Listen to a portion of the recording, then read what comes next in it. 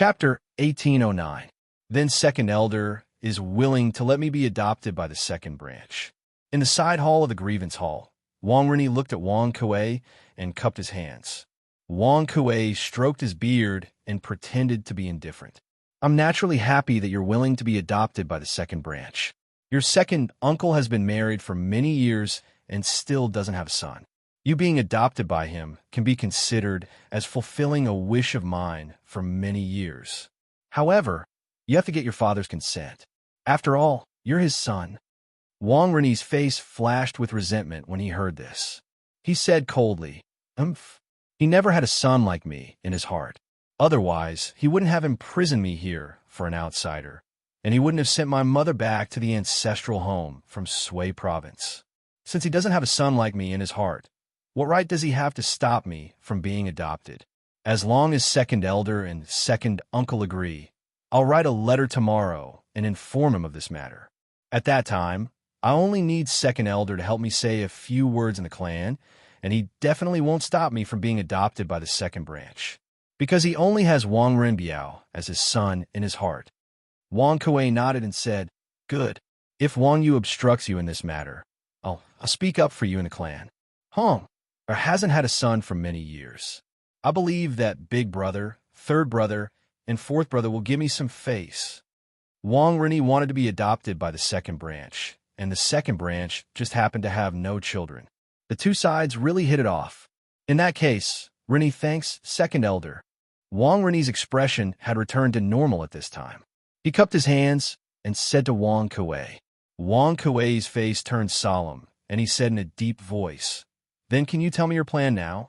Compared to taking in a grandson, Wang Kuei was undoubtedly more concerned about how to strengthen the Wang family and seize the family's power. He was very dissatisfied with the Wang family's current decline. Of course, he was even more dissatisfied with the Wang family's current power. Wang Rini frowned and said, I can tell second elder, but before I tell you the overall plan, second elder has to help me do something. What is it? Wang Kuei frowned. At this time, some displeasure had already risen in his heart. You haven't done anything yet, and you want me to do something for you? How could there be such a good thing in this world? Wang Rini looked at Wang Kuei with a determined gaze and said, I need second elder to help me break free from my imprisonment. I want to leave this grievance hall. Hearing this, Wang Kuei looked directly into Wang Rini's eyes. He had reason to suspect that Wang Rini was trying to use him to help him break free from his imprisonment. However, he could not see a trace of deceit or evasion in Wang Rini's eyes. This proved that Wang Rini's acting skills were either superb, so superb that he could deceive his experienced eyes. If not, then everything Wang Rini said before was the truth. After staring at Wang Rini for over 10 breaths of time, Wang Kuei shook his head and said, It was your father, Wang Yu, who imprisoned you here. Even though I'm his senior, he's still the current patriarch of the Wang clan, so I have no right to release you. Wang Rini seemed to be mentally prepared for this. Hearing this, he insisted. In the past, second elder would indeed find it difficult to release me, but now, I'm about to become a member of the second branch, which means I'm second elder's grandson. The one who committed a mistake and was imprisoned was Wang Yu's son, not your grandson. If I'm still locked up in the grievance hall, then what face would the Wang clan's second branch have left? I believe that as long as second elder puts pressure on my father with the other elders, he will definitely not refuse to give you face. Moreover, this plan can't do without me. Only when I leave the grievance hall can the plan succeed. At that time, I can help second elder seize power in the clan, killing two birds with one stone. Wang Rini's initiative to be adopted by the Wang clan's second branch was really killing two birds with one stone. Not only could he gain Wang Kuei's trust, but he could also use this to get out of his current predicament. Just think about it. The Wang clan second branch only had Wang Hong, but he didn't have a son for so many years. If this continued, the Wang clan second branch was likely to be cut off. In this case, if Wang Rini took the initiative to be adopted by the second branch, Wang Kuei only needed to sell his pitiful image in the clan, and the other elders of the Wang clan would agree to let Wang Rini be adopted by Wang Hong. After Wang Rini was adopted by the second branch, Wang Yu couldn't continue to imprison Wang Rini, could he? That would be equivalent to slapping the second branch in the face. Although the Wang clan's first branch was stronger than the second branch in terms of strength, between the two branches, at least on the surface, they had to maintain harmony. Therefore, on this matter, Wang Yu was very likely to compromise. At that time, Wang Rini would be able to get what he wanted and completely regain his freedom. Wang Kuei's eyes narrowed. After hearing Wang Rini's words, he quickly understood the crux of the matter. He couldn't help but feel a wave of emotions in his heart. This Wang Rini was so young, but his mind was so meticulous. If he was adopted by the second branch, he might really be able to help the second branch seize power in the clan in the future. Boy, you've thought it through quite thoroughly. This old man will agree to this matter. Tomorrow, you will write a letter to your father, and this old man will first discuss the matter of your adoption with big brother and third brother. Once you are adopted by the second branch, this old man will naturally help you leave the grievance hall. After pondering for a moment, Wang Kuei said lightly, if Wang Rini was adopted by the second branch and released from prison, it was in the interest of the second branch. Wang Kuei had no reason to disagree. Of course, what Wang Kuei cared about most was the plan that Wang Rini mentioned. Thank you, second elder. Hearing this, Wang Rini couldn't help but let out a long sigh and cupped his hands. At this point, his purpose of inviting Wang Kuei over tonight had basically been achieved.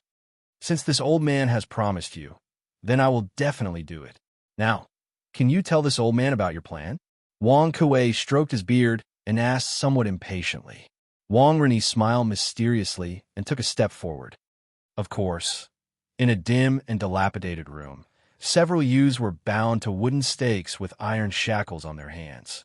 Their hair was disheveled, and their bodies were riddled with wounds.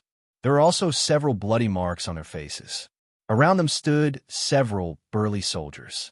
Judging from their leather armor, they were actually Turkic soldiers. Smack! Hurry up and speak. What is your purpose in coming to Taiyuan? One of the Turkic soldiers suddenly whipped one of the youths in the face. In an instant, another deep bloody mark appeared on the youth's face. But what was strange was that this Turkic soldier actually spoke in Han, and he spoke very fluently. He didn't seem like a Turkic at all, but a native of the Central Plains. Tui, unexpectedly, the youth didn't seem to feel any pain. Instead, he spat a mouthful of bloody saliva on the soldier's face and mocked. Dream on. As a student of Yanhuang College, I will never betray the college and the great Tang. On the other hand, you people are clearly Han, but you are willing to be the lackeys of the Turks. I'm afraid you have even forgotten the surname of your ancestors. A bunch of beasts who have forgotten their ancestors. Tui. Bastard. You're courting death. The soldier was furious when he heard this. He whipped the youth's head again. Blood immediately flowed out. The youth let out a muffled groan and lowered his head. He no longer had any signs of life. Stop. Come at me if you dare. The young man near the door shouted loudly at this time. Ha! You are the king of Wei of the Great Tang. How can we bear to kill you so easily? The Turkic soldier in the lead walked over and looked at the youth with a sinister smile. This youth was actually the king of Wei, Li Tai. With that, the leader of the Turkic soldiers turned around and ordered, continue whipping him. Beat him to death. I like to see if these brats' mouths are tougher or if my whip is tougher. The soldier who had been whipping the youth earlier replied, yes. Leader. Smack. Hurry up and speak. What is your purpose in coming to Taiyuan? You people of Yanhuang College. In the room, the sounds of whipping and yelling could be heard. The leader of the Turkic soldiers looked at Li Tai and said coldly, how about it? Your Highness, are you going to speak or not? If you don't say it now, your companions will all die in front of you one by one. Once they are all dead, it will be your turn. You trash. Let us go if you know what's good for you. Otherwise, when my reinforcements arrive, I will tear you to shreds. Li Tai was so angry that his face was pale. He looked at the leader of the soldiers and shouted, yo, our king of Wei sure has a temper. The leader of the Turkic soldiers laughed sinisterly. Then his expression changed, and he slapped Li Tai. He said fiercely, Tui, do you really think you are the king of Wei? Here, you're just a dog. You have to do whatever I tell you to do. He waved his hand and said to his subordinates, Kill one. Let our king of Wei see who is in charge here. Yes, leader. The executioner quickly replied. Then, without hesitation, he pulled out his sword and pointed it at the head of the young man in front of him. No, Iron Egg. When Li Tai saw this, he couldn't help but widen his eyes in anger. However, he was still shackled and could only watch as the soldier raised his blade and chopped down. A round head rolled onto the ground. Hey, how about it? You should speak now, right? The leader of the soldiers patted Li Tai's face and laughed sinisterly. Li Tai stared at the leader of the soldiers. His eyes were filled with hatred.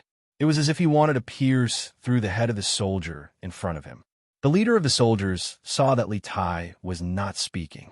He waved his hand again and said, All right, since our king of Wei won't speak, we will continue killing. Yes, leader. Bam! Another human head fell to the ground.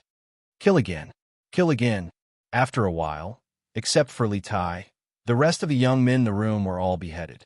The leader of the soldiers looked at Li Tai and asked, It's your turn now. I will ask you again. Are you going to speak or not? Bah! Unexpectedly, Li Tai spat and scolded, Shameless bastard. I am the king of Wei of the great Tang Empire. I will not betray my country, and I will not betray my ancestors like you. If you want to kill me, just do it. You are courting death. The leader of the soldiers wiped the saliva off his face. Then he pulled out his scimitar and stabbed at Li Tai's chest. No, don't. Imperial Palace, West Court, Li Zheng Palace. Empress Zhang's son suddenly sat up on the bed. She was panting heavily, and her forehead was drenched in sweat. Her face was full of panic. Guanyin maid, what's wrong? Li Er, who was sleeping, also sat up when he heard the commotion. He patted Empress Zhangsuin's shoulder and asked softly. So it was a dream. Empress Zhang's son only reacted when she heard Li Er's voice. She couldn't help but mutter to herself. Chapter 1810.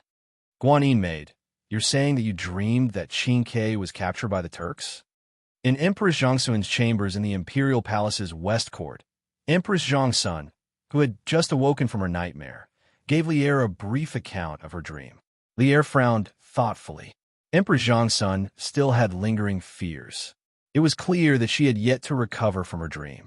She tightly gripped Li Er's hand and said in a trembling voice, Erlang, this concubine feels that this isn't a dream. This dream is too real. Moreover, Qin Ke and the others should be arriving in Taiyuan soon. Do you think that something has happened to Qin Ke? It was said that a mother would worry when a son traveled 1,000 li. Moreover, Li Tai had never been so far from the imperial palace since his birth. Moreover, the great Tang and the Turks were currently at daggers drawn. So how could Emperor Zhang's son not worry? Hearing this, Li Er's heart couldn't help but sink. He was originally slightly worried about Li Tai's safety. Otherwise, he wouldn't have sent so many imperial guards to follow Li Tai up north. At this moment, when he heard Emperor Zhang's son narrate such a realistic nightmare, Li Er couldn't help but have a bad premonition in his heart. Despite this, Li Er's expression remained normal. He lightly patted Empress Zhangsuin's back and comforted her. This is just a dream. Guanyin maid, don't think too much.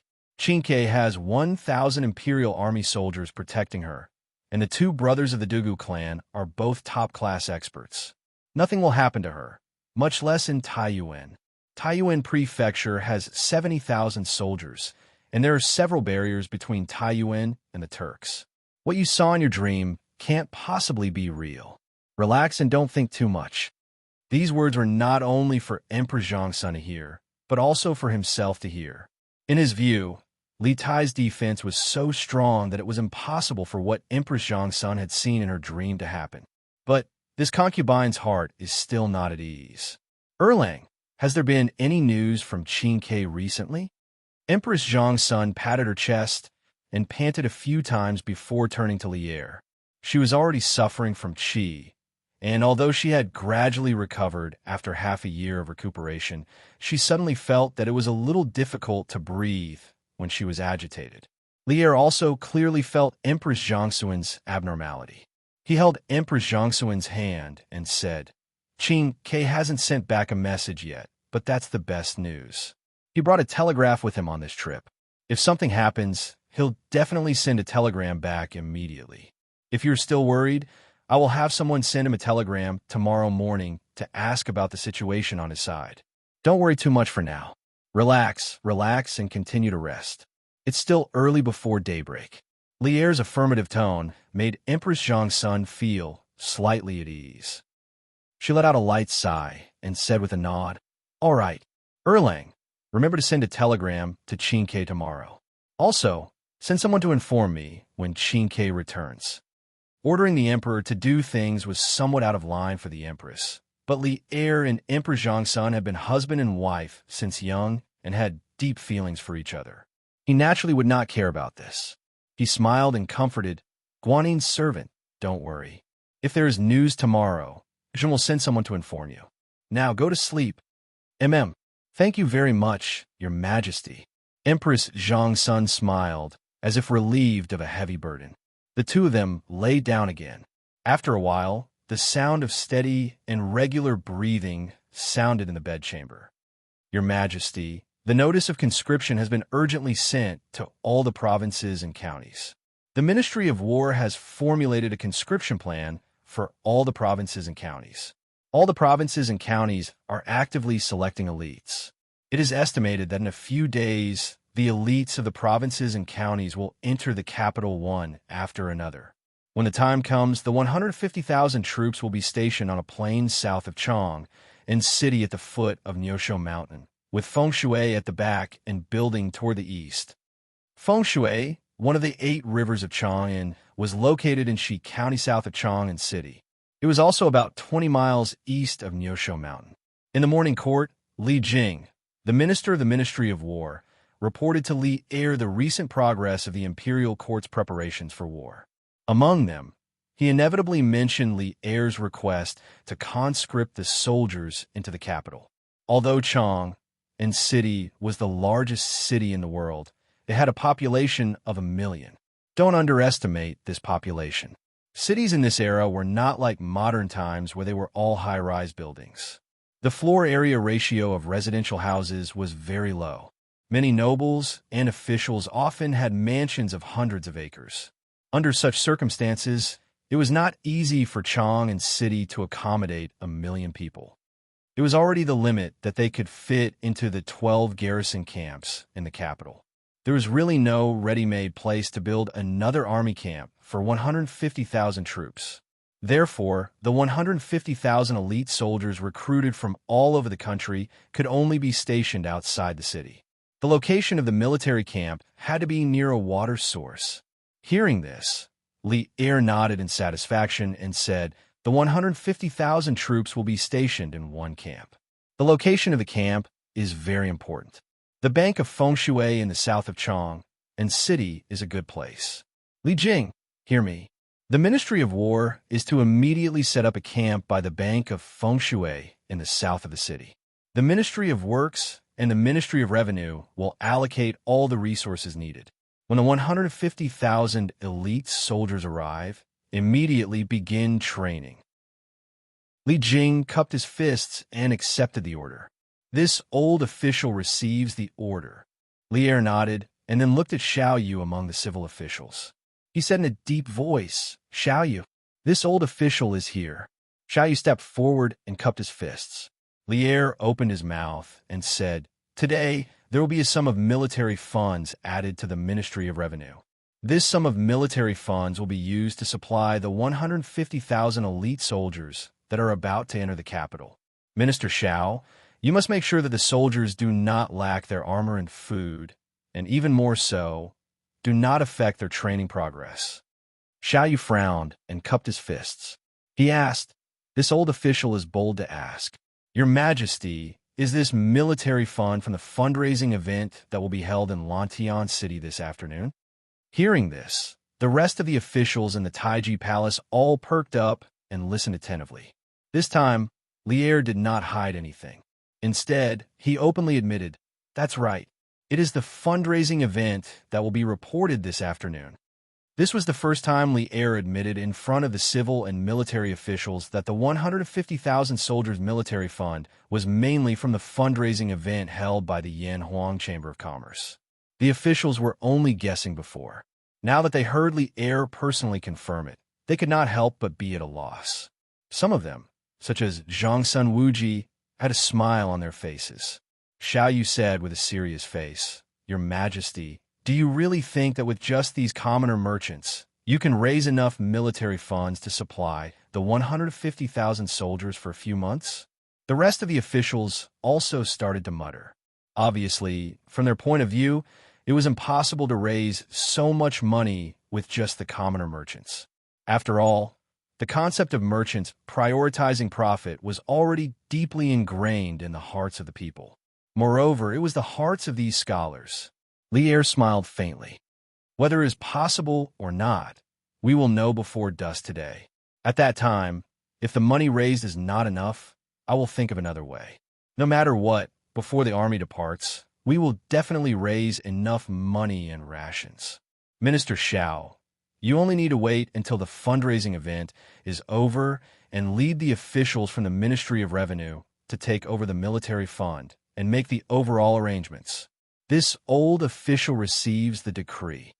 Since Li Er had said this, Xiao Yu did not have anything else to say. Although it was said that since ancient times, the imperial court did not compete with the people for profits. However, now that the Great Tang and the Turks were about to go to war, at this critical juncture, no one cared about this. Li Er nodded his head in satisfaction. The situation in the north is getting more and more tense. The war between the Great Tang and the Turks is also getting more and more urgent. I hope that all of you can work together and make preparations before the war to ensure that our Great Tang will not lose this war. The officials clasped their hands together and said, "We obey the decree."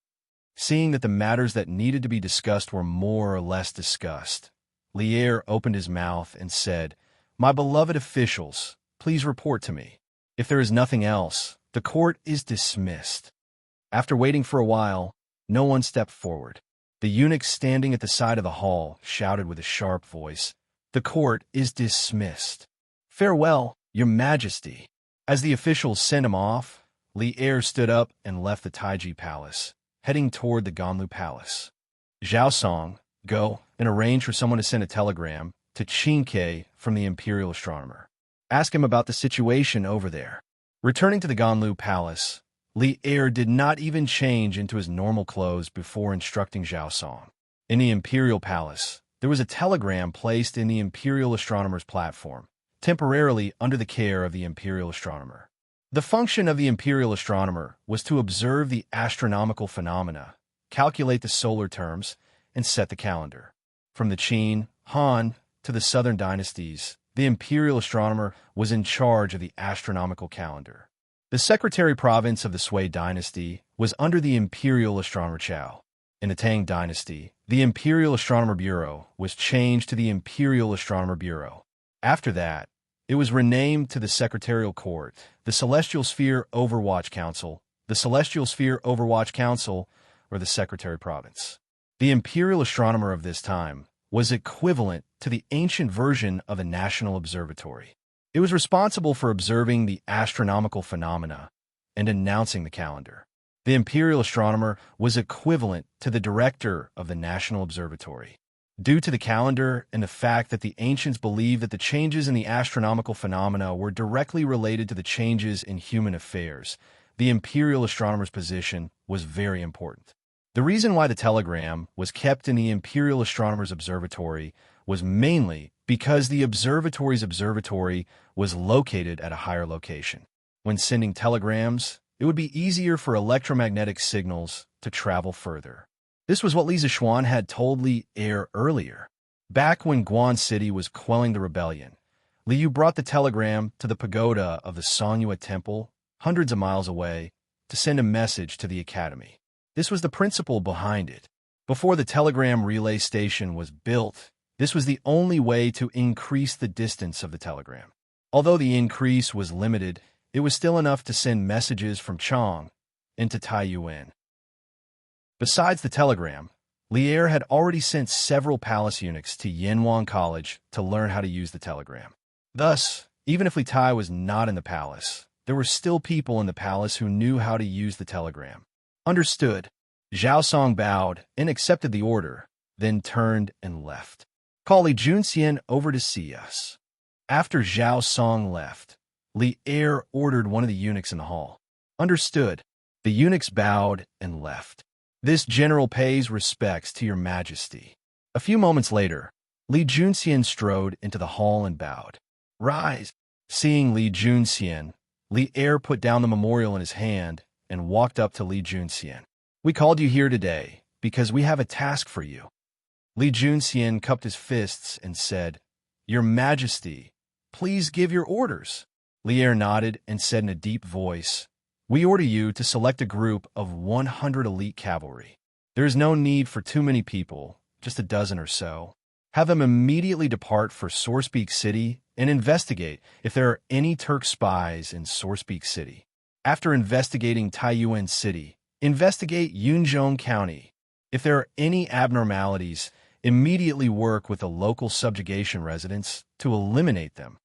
Li Junxian was rather confused, but he still bowed and said, This general obeys the decree. Go. Li Er waved his hand. Understood. This general will take his leave. Li Junxian cupped his fists and left.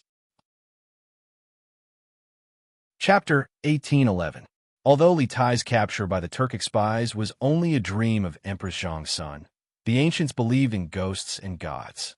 In this era, people generally believed that dreams were the revelations of gods or the guidance of ghosts, foretelling something that would happen in the future. For example, King Wu dreamed that the three gods told him, I must send you to suppress Yinzhou. King Wu believed that this was an order from the three gods. As expected, he sent troops to suppress Yinzhou. This was a direct explanation and self-possession. Another example was when Yin Gaozong dreamed of Fu Shuo and found Fu Shuo. Although he didn't know Fu Shuo's name in his dream, he saw Fu Shuo's appearance. He believed that if the heavens gave him such a person in his dream, he would definitely find such a person. In ancient times, there were specialized dream diviners or dream interpreters. From this, it could be seen that the ancients valued dreams far more than modern people. As Li Tai's birth mother, Empress Zhangsuan's heart was connected to her son. Although Li Er didn't seem to care about her sudden dream, he couldn't help but worry.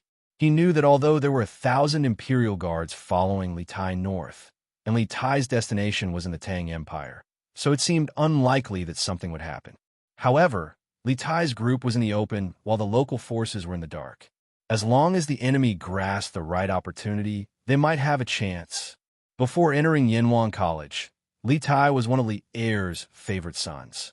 In the years since he entered Yanhuang College, Li Tai's outstanding performance in Yanhuang College had brought a lot of glory to Li Er. Li Er was naturally concerned about his safety. Therefore, it wasn't enough to send someone to ask about Li Tai's current situation. Li Er also directly sent a group of 100 riders to Taiyuan to secretly spy for Li Tai. Qi County, in a guest room of an inn, Li Tai, who had just finished breakfast, was going back to his room to pack up and prepare to follow the main group to the first destination of this trip, Taiyuan City. Suddenly, the telegraph rang. Beep, beep, beep, beep. Who is sending me a telegram? When Li Tai heard this, he stopped what he was doing. He quickly placed the telegraph machine on the table, took out a pen and paper, and began to record the code. It's a telegram from the palace. After translating the message, Li Tai couldn't help but mutter in his heart. At first, he thought it was a telegram from Li Zishuan. Although he was slightly surprised, Li Tai's hands did not stop. He immediately replied with a string of codes. On the one hand, it was to confirm his identity. On the other hand, it was to ask the other party what the telegram was about. Beep, beep, beep, beep, beep. Imperial City, Imperial Observatory. He's back. His Highness has replied. Zhao Song and another eunuch were eagerly waiting beside a telegraph. After waiting for a while, the telegraph finally rang. The eunuch could not help but exclaim excitedly. Quick, see if it's His Highness who replied. Then, ask His Highness what's going on over there. Did he encounter any danger on the way? Zhao Song could not help but heave a sigh of relief. As long as Li Tai replied, it meant that at least Li Tai was safe. From Li Er's tone earlier, he could roughly tell that Li Er was worried about Li Tai's current situation. While heaving a sigh of relief, Zhao Song could not help but urge the eunuch. Yes, supervisor. The eunuch quickly responded, then began to record and translate the message sent by Li Tai. After a while, the eunuch finished translating the code. As he sent the telegram to Li Tai, he replied to Zhao Song, Supervisor Zhao, it is indeed His Highness Prince Wei on the other end of the telegraph. His Highness asked why we were contacting him. I am replying to him now. Zhao Song nodded and said, Good. After sending the message, they waited for about 15 minutes before the telegraph rang again. The eunuch skillfully translated the message, then stood up and replied to Zhao Song, Supervisor, His Highness said that they are currently in Qi County Town. They are expected to reach Taiyuan City this evening. His Highness also said that they did not encounter any danger along the way. He hopes that His Majesty and Her Highness will be at ease. This is the message sent by His Highness. I have translated it. Please take a look, Supervisor. After saying that, the eunuch handed Zhao Song a piece of paper. Zhao Song reached out and received it. Now that he had received a confirmation from Li Tai, he could finally heave a sigh of relief. Zhao Song glanced at the contents of the paper, then said to the eunuch, Tell Prince Wei that His Majesty hopes that he will be careful along the way. If he encounters any danger, he is to reply to the palace immediately. Of course, Li Er did not say this to Zhao Song. However, Zhao Song could guess what Li Er was thinking. Understood, the eunuch responded, then returned to his seat to send the message. Zhao Song kept the letter and instructed the eunuch, We'll return to Taiji Palace to report to His Majesty. We have to keep an eye on this telegraph machine day and night. If there's any news from Wei Wangdan, remember to inform us immediately, understand? As the eunuch sent the message, he quickly nodded and replied, Understood. Understand. Only then did Zhao Song leave, satisfied. Ganlu Palace. Your Majesty, Prince Wei sent news that they are currently in Qi County Town. They are expected to reach Taiyuan City this evening. His Highness also said that they did not encounter any danger along the way. He hopes that His Majesty and Her Highness will be at ease. This is the message sent by His Highness. Please take a look, Your Majesty. Zhao Song, who had just returned to Ganlu Palace from the Imperial Astronomer, immediately handed the translated message from Li Tai to Li Er. When Li Er heard this, he immediately put down the memorial in his hand and waved to Zhao Song, saying, Present it. Yes, Your Majesty. Zhao Song naturally agreed, then walked in front of Li Er and handed him the message. Li Er reached out to take it and immediately opened it to read. The specific content of the message was naturally more than what Zhao Song had said. It included Li Tai's greetings to Li Er and Empress Zhang's son, as well as what he had seen and heard along the way. However, the core meaning was similar to what Zhao Song had said just now. Soon, after Li Er finished reading, a smile appeared on his face. He handed the letter back to Zhao Song and instructed, Send this letter to the Empress. She must be worried sick at this moment. Yes, Your Majesty. Zhao Song took it with both hands, then turned around to make the arrangements. Qi County Town. After sending the telegram, Li Tai finally walked out of the room with his luggage. In fact, when he was sending the telegram, Iron Egg came in to rush him. However, seeing that he was sending the telegram, Iron Egg left without saying anything. Everyone from the academy was waiting for him in the carriage outside the inn. I'm sorry to have kept you all waiting. Carrying the luggage, Li Tai jumped onto the carriage of Class 1 and saluted Iron Egg, Qin Huayu, and Meng Wenhao. It's okay. We didn't wait long. Since you're here, Qin Ke, let's set off. Qin Huayu shook his head, then lifted the curtain and said to the coachman, Let's go. The carriage moved slowly. As usual, Dugu Xan led two of his personal guards and rode in front of the carriage to open the way. In the carriage, Iron Egg could not help but ask, Qin Ke, I saw you sending a telegram just now. Was it from my master? Although Li Zixuan had not personally taught Iron Egg martial arts for a long time, Iron Egg was still very respectful and concerned about this cheap master. Therefore, when he saw Li Tai sending a telegram to someone else, he subconsciously thought that it was from Li Zixuan. Hearing this, Qin Huayu and Meng Wenhao also looked over. This was the advantage of the telegraph in terms of confidentiality. Even if someone saw you sending a telegram, they would not know who you sent it to or what message you sent. If it was a phone call, the result would be different. Li Tai shook his head and said, "It's not from Yamacho. It's a telegram from the palace. Father and mother are worried about my safety and ordered the people from the Imperial Astronomer to send a telegram to ask about our current situation. They also want us to be careful." Oh, hearing this, Iron Egg was slightly disappointed. Qin Huayu frowned and said, "We've only left the academy for a few days. Why would His Majesty send a telegram to ask about us? Could it be that the situation in the north has changed?" Among the four of them, he was the oldest, so when it came to thinking about problems, he would naturally consider more comprehensively. Li Tai was stunned when he heard this. Then he shook his head again and said, "This. The telegram didn't mention it just now. The situation in the north shouldn't have changed, right?" However, when he said this, he lacked some confidence. After a moment of silence, Iron Egg said, "No matter what, I feel that after we reach Taiyuan or Yunzhou, no one should act alone to avoid accidents.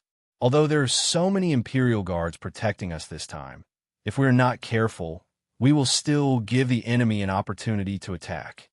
Li Tai nodded and said, "Iron Egg, you're right. Then we'll do as you say. When we reach Taiyuan, I'll inform Mr. Imochue and our classmates." The group quickly left Qi County and arrived at the official road outside the city. Here, 1,000 Imperial Guards were already waiting on the official road. The two sides met up and headed toward Taiyuan City. "How is it? Wang Tao, did Fei Ying send back any news?" Outside the carriage, Dugu Xian called in the Deputy General and asked in a low voice. Yesterday, when they left Shihe County, Infan Province, Dugu Xian decided to send Dugu Feng to lead a team of elites and sneak into Taiyuan City in plain clothes. They were to secretly investigate whether there were any hidden dangers in the city. It was better to nip them in the bud. The Deputy General cupped his fists and said, "General, no messenger from General Fei Ying came back last night or this morning." "Okay, I got it." Dugu Xian patted his head. Even if Dugu Xian had sensed something amiss in Sourcepeak City, he wouldn't have been able to send news back so quickly. Based on the travel time, Dugu Fei Ying and the others should have only arrived at Sourcepeak City yesterday evening. Thinking of this, Dugu Xian ordered his Deputy General, "When we're about to reach Taiyuan City, I'll lead 50 elite soldiers into the city with His Highness. You take the rest of the soldiers with this general's order and settle down in the camp of Taiyuan Subjugation House. If there's any situation, I'll send someone to inform you. If there's no time to inform, then use fireworks as a message." Dugu Xian understood that the power hidden in the dark was the most terrifying. He didn't want to expose all of his power in the open. Otherwise, the enemy would target his power in the open and make very specific plans. This would be very disadvantageous for them. In addition, the Curious Pavilion Workshop had invented fireworks last year before the new year, making Yinhuang College the most beautiful boy on New Year's Eve. However, some people saw an additional value in the beautiful fireworks, and that was to send messages. Dugu Xian had brought a few fireworks produced by the Curious Pavilion Workshop this time. This general obeys. The Deputy General cupped his fists. Chapter 1812. How is it, Zhangdafu? Did you find anything? Taiyuan City, Tongfu Inn, Yellow Room 4. A middle-aged man pushed open the door and walked in, then closed the door behind him. A young man inside immediately came forward and asked anxiously. This young man was Dugu Fei Ying, and the middle-aged man was a soldier of the Imperial Army named Zhang Dafu. He was one of the 30 Imperial Army elites that had followed Dugu Fei Ying into Taiyuan City. Taiyuan was the place where the dragon rose. Li Yuan raised his army from Taiyuan in the past. Although the size of the city was not as big as Chang, and it could still be considered the largest city in the north of the Great Tang. Therefore, Taiyuan later became the northern capital of the Great Tang's three capitals. The three capitals of the Tang Dynasty were respectively the western capital Chang, and the eastern capital Luoyang, and the northern capital Taiyuan. As the largest inn in Taiyuan City, Tongfu Inn could not be said to be small. Just the guest rooms alone numbered 1 to 200.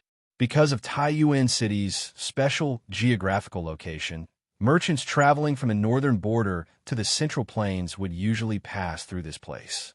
As a result, Tongfu Inn's business was very good all year round.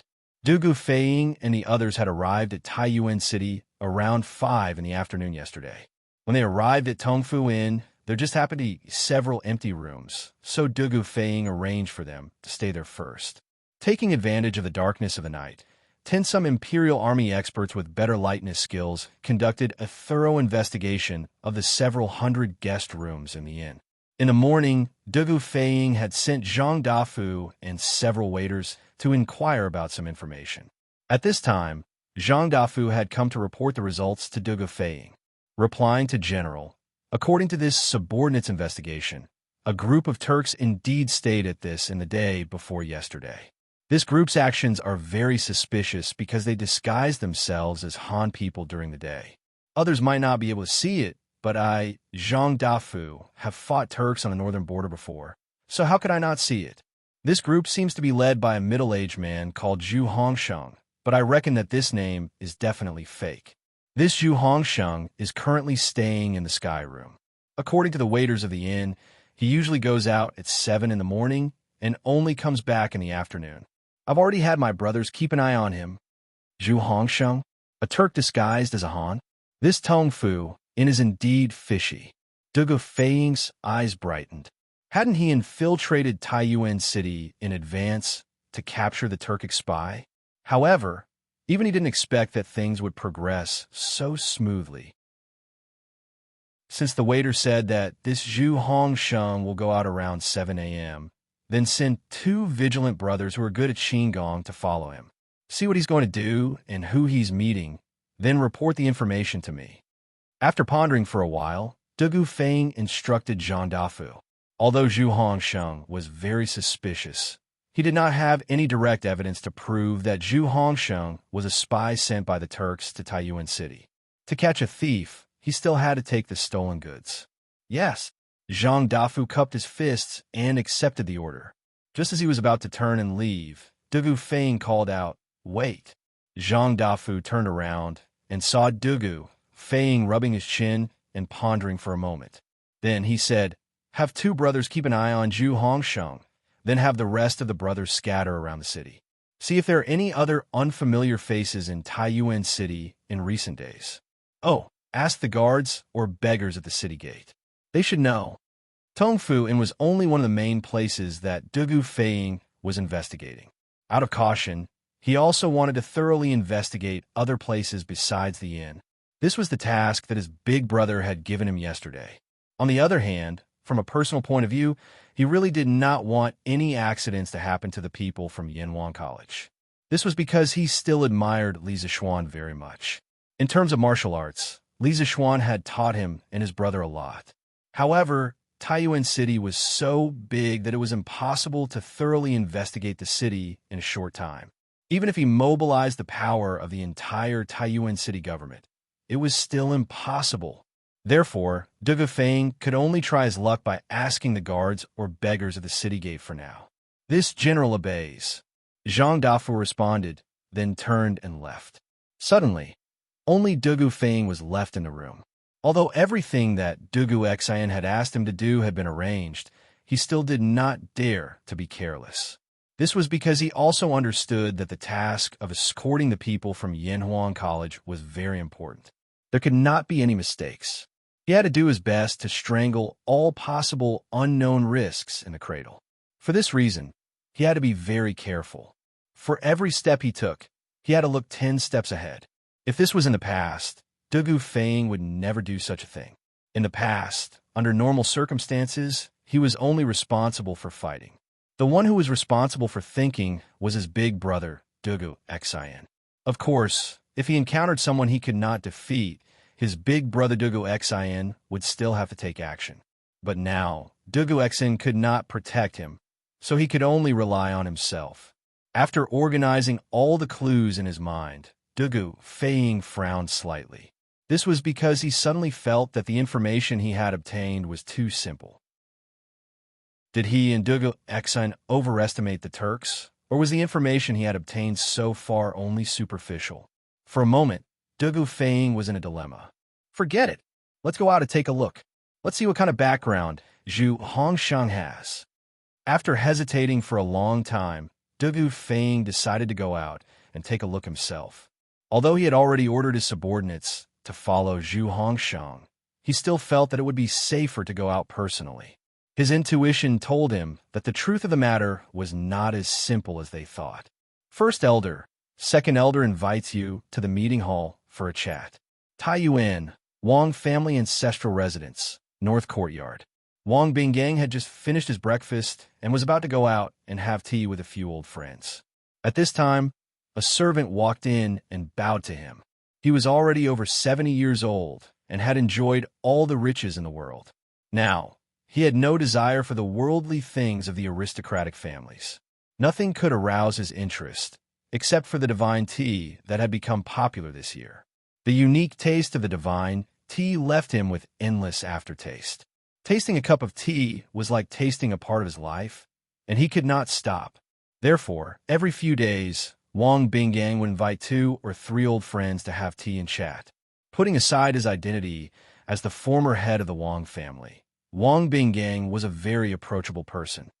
Second younger brother? Why is he looking for me? Wang Binggang frowned and could not help but ask. How would the manservant know about this? He hurriedly cupped his hands and said, replying to Grand Elder, this lowly one does not know. However, other than the second elder, the third elder, the fourth elder, and the fifth elder are all present in the assembly hall. Even fifth elder is here? Wang Binggang raised his eyebrows. His fifth younger brother rarely interfered with the affairs of the family. It seemed that Wang Kuei had something important to discuss with him. All right, this old man knows. I will go over now. Wang Binggang waved his hand and said to the servant, then this little one will go back and report. The servant bowed to Wang Binggang again, then turned and left. Could it be that second younger brother is still harping on the matter of Renbiao marrying a commoner girl? Sigh, second younger brother is too stubborn. Looking at the back of the servant leaving, Wang Binggang stood on the spot and muttered to himself. It was no wonder that he would think so. The only major event that had happened in the Wang family recently was Wang Renbiao's marriage.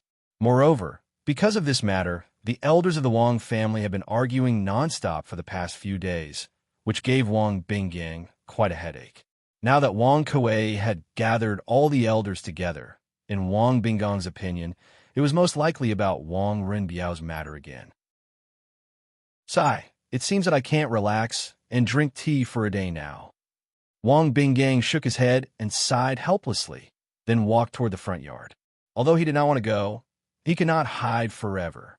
He had to face what he had to face. As long as the elders did not reach a consensus on Wang Renbiao's matter, he was afraid that he would not be able to rest for a day. Eldest brother is here. In the council chamber, Wang Kuei and the other 3 elders sat on both sides. The 3 elders were asking Wang Kuei why he had gathered them today when they heard footsteps outside the room. Then they saw Wang Binggang coming in with his hands behind his back. Everyone hurriedly stood up and saluted. Eldest brother. Anyway, Wang Binggang was the most prestigious person in the Wang family of Taiyuan. As the prime minister of the previous dynasty, the Wang family had prospered under his leadership in the Sui dynasty. At that time, it was a relatively prosperous period for the Wang family. Now that the family was declining, it showed how important Wang Binggang was to the Wang family in those days. Haha, we are all family. Why are you so polite? Wang Bing waved his hand and then sat down in the center seat. After everyone was seated, he looked at Wang Kuei and said, why did you call everyone here today? That was what he thought. Second brother, why did you call everyone here today? After he finished speaking, everyone in the room turned their eyes to Wang Kuei. However, they all had the same guess in their hearts as Wang Binggang. Wang Kuei paused and stood up. Today, I have troubled you to come here because I want you to help me with something. Unexpectedly, today's Wang Kuei was not as aggressive as before. Instead, he was very humble. Everyone, including Wang Bing, was deeply surprised. Second younger brother, what are you talking about? We are all family. If you have something to say, just say it.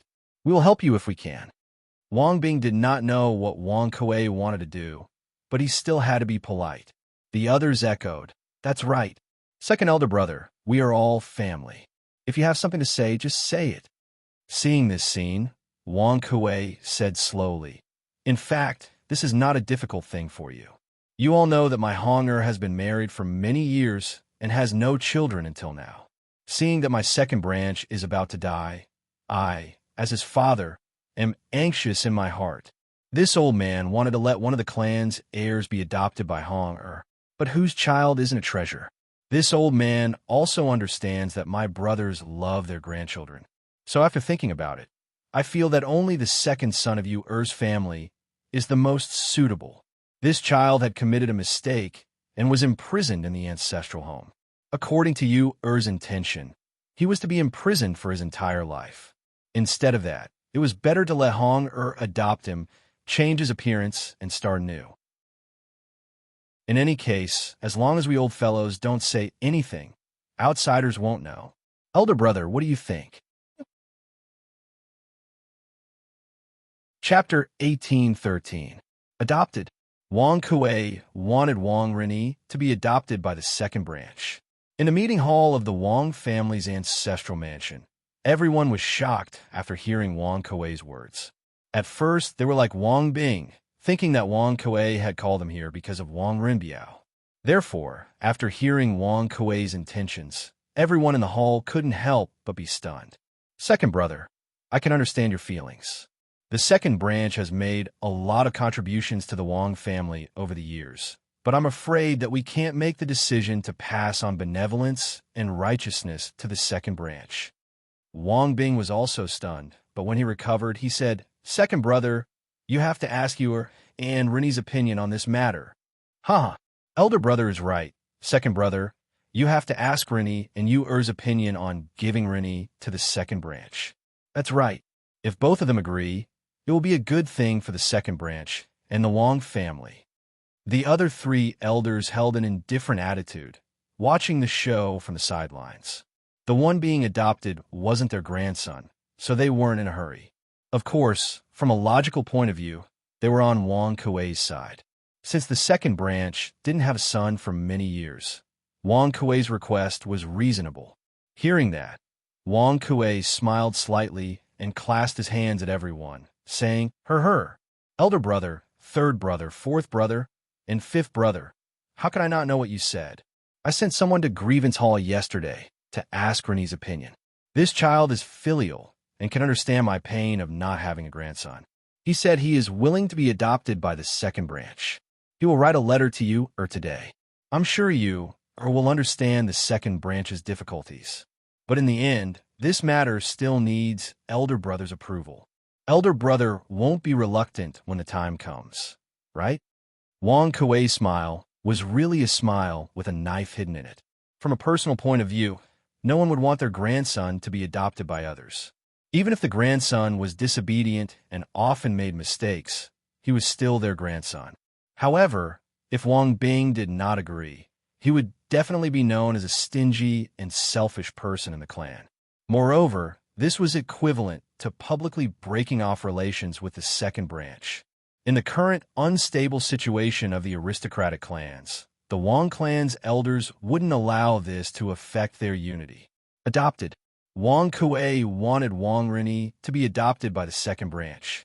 In the meeting hall of the Wang family's ancestral mansion, everyone was shocked after hearing Wang Kuei's words.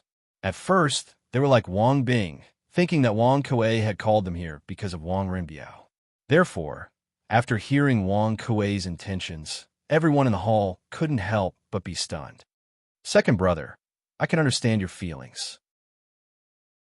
The second branch has also made a lot of contributions to the Wang family over the years, but I'm afraid that we can't make the decision to pass on benevolence and righteousness to the second branch."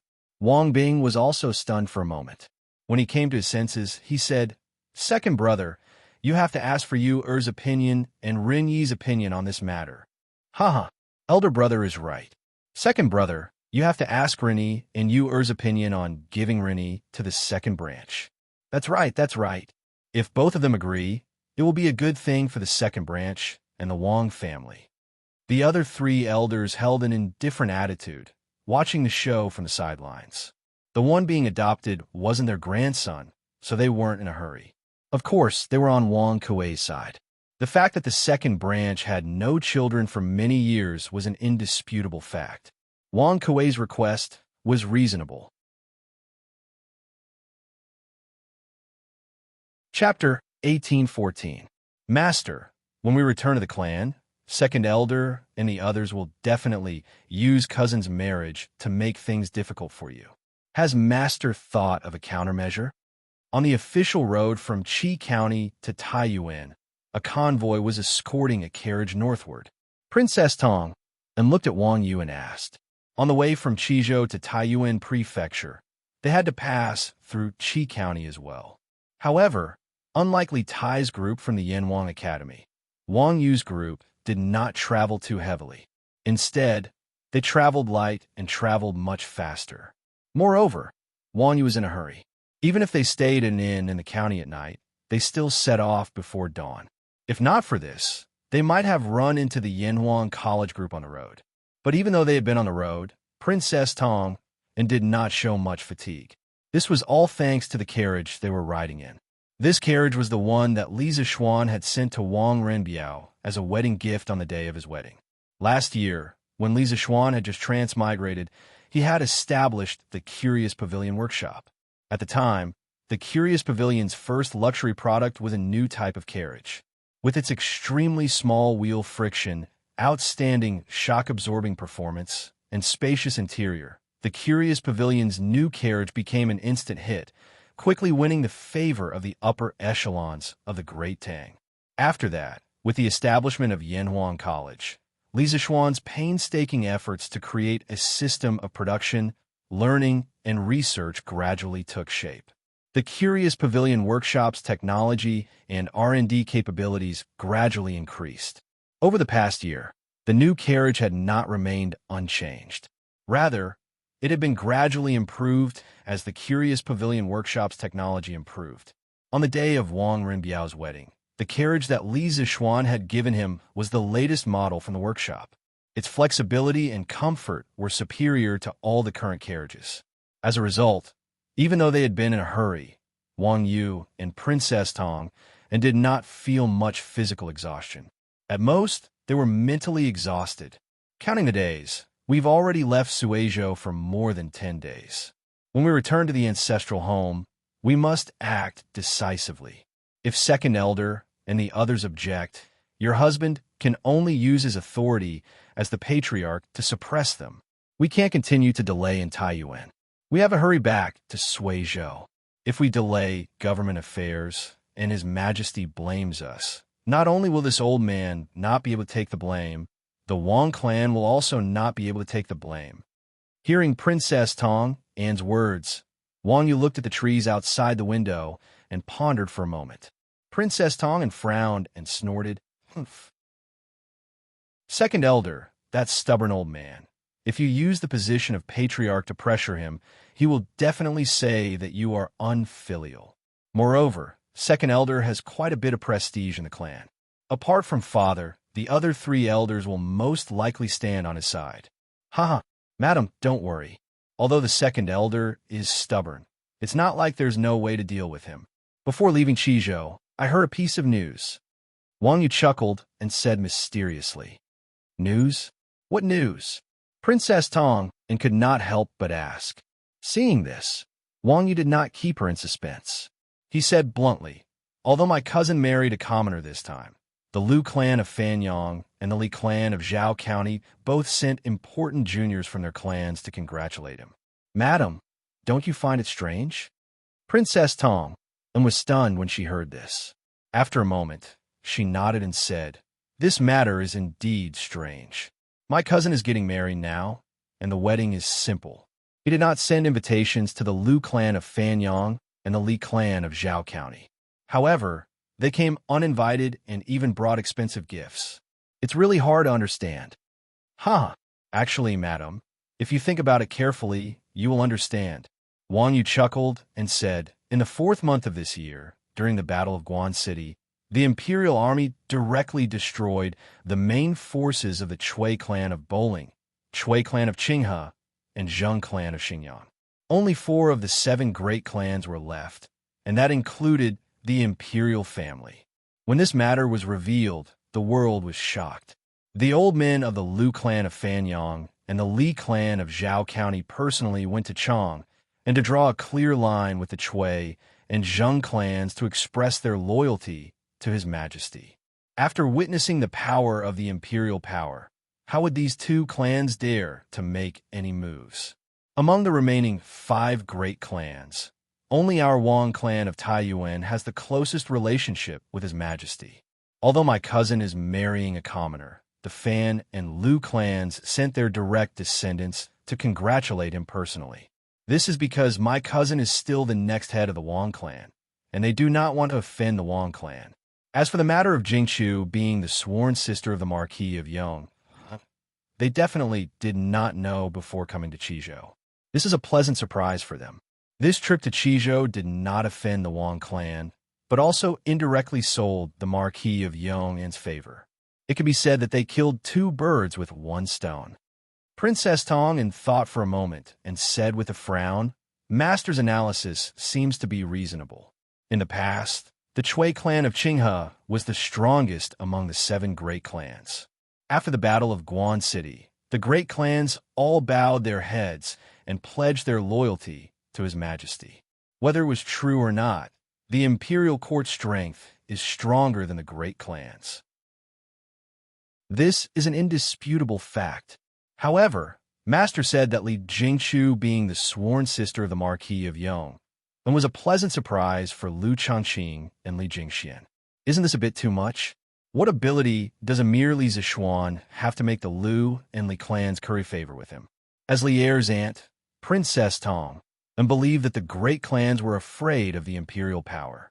However, she did not believe that Li Zishuan was a person that the Lu and Li clans would fight to curry favor with.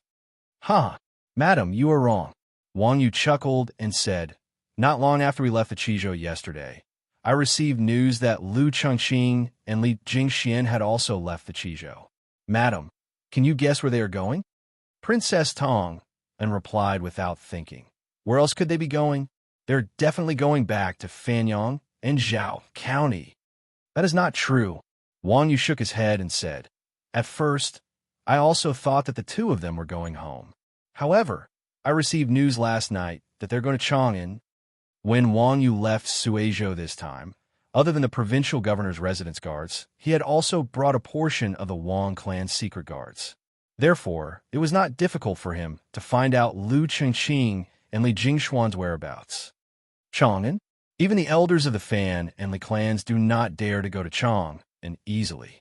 What are they going to do there? Princess Tang was puzzled when she heard this. Wang Yu leaned against the sofa in the carriage and tapped his finger on the sofa's armrest.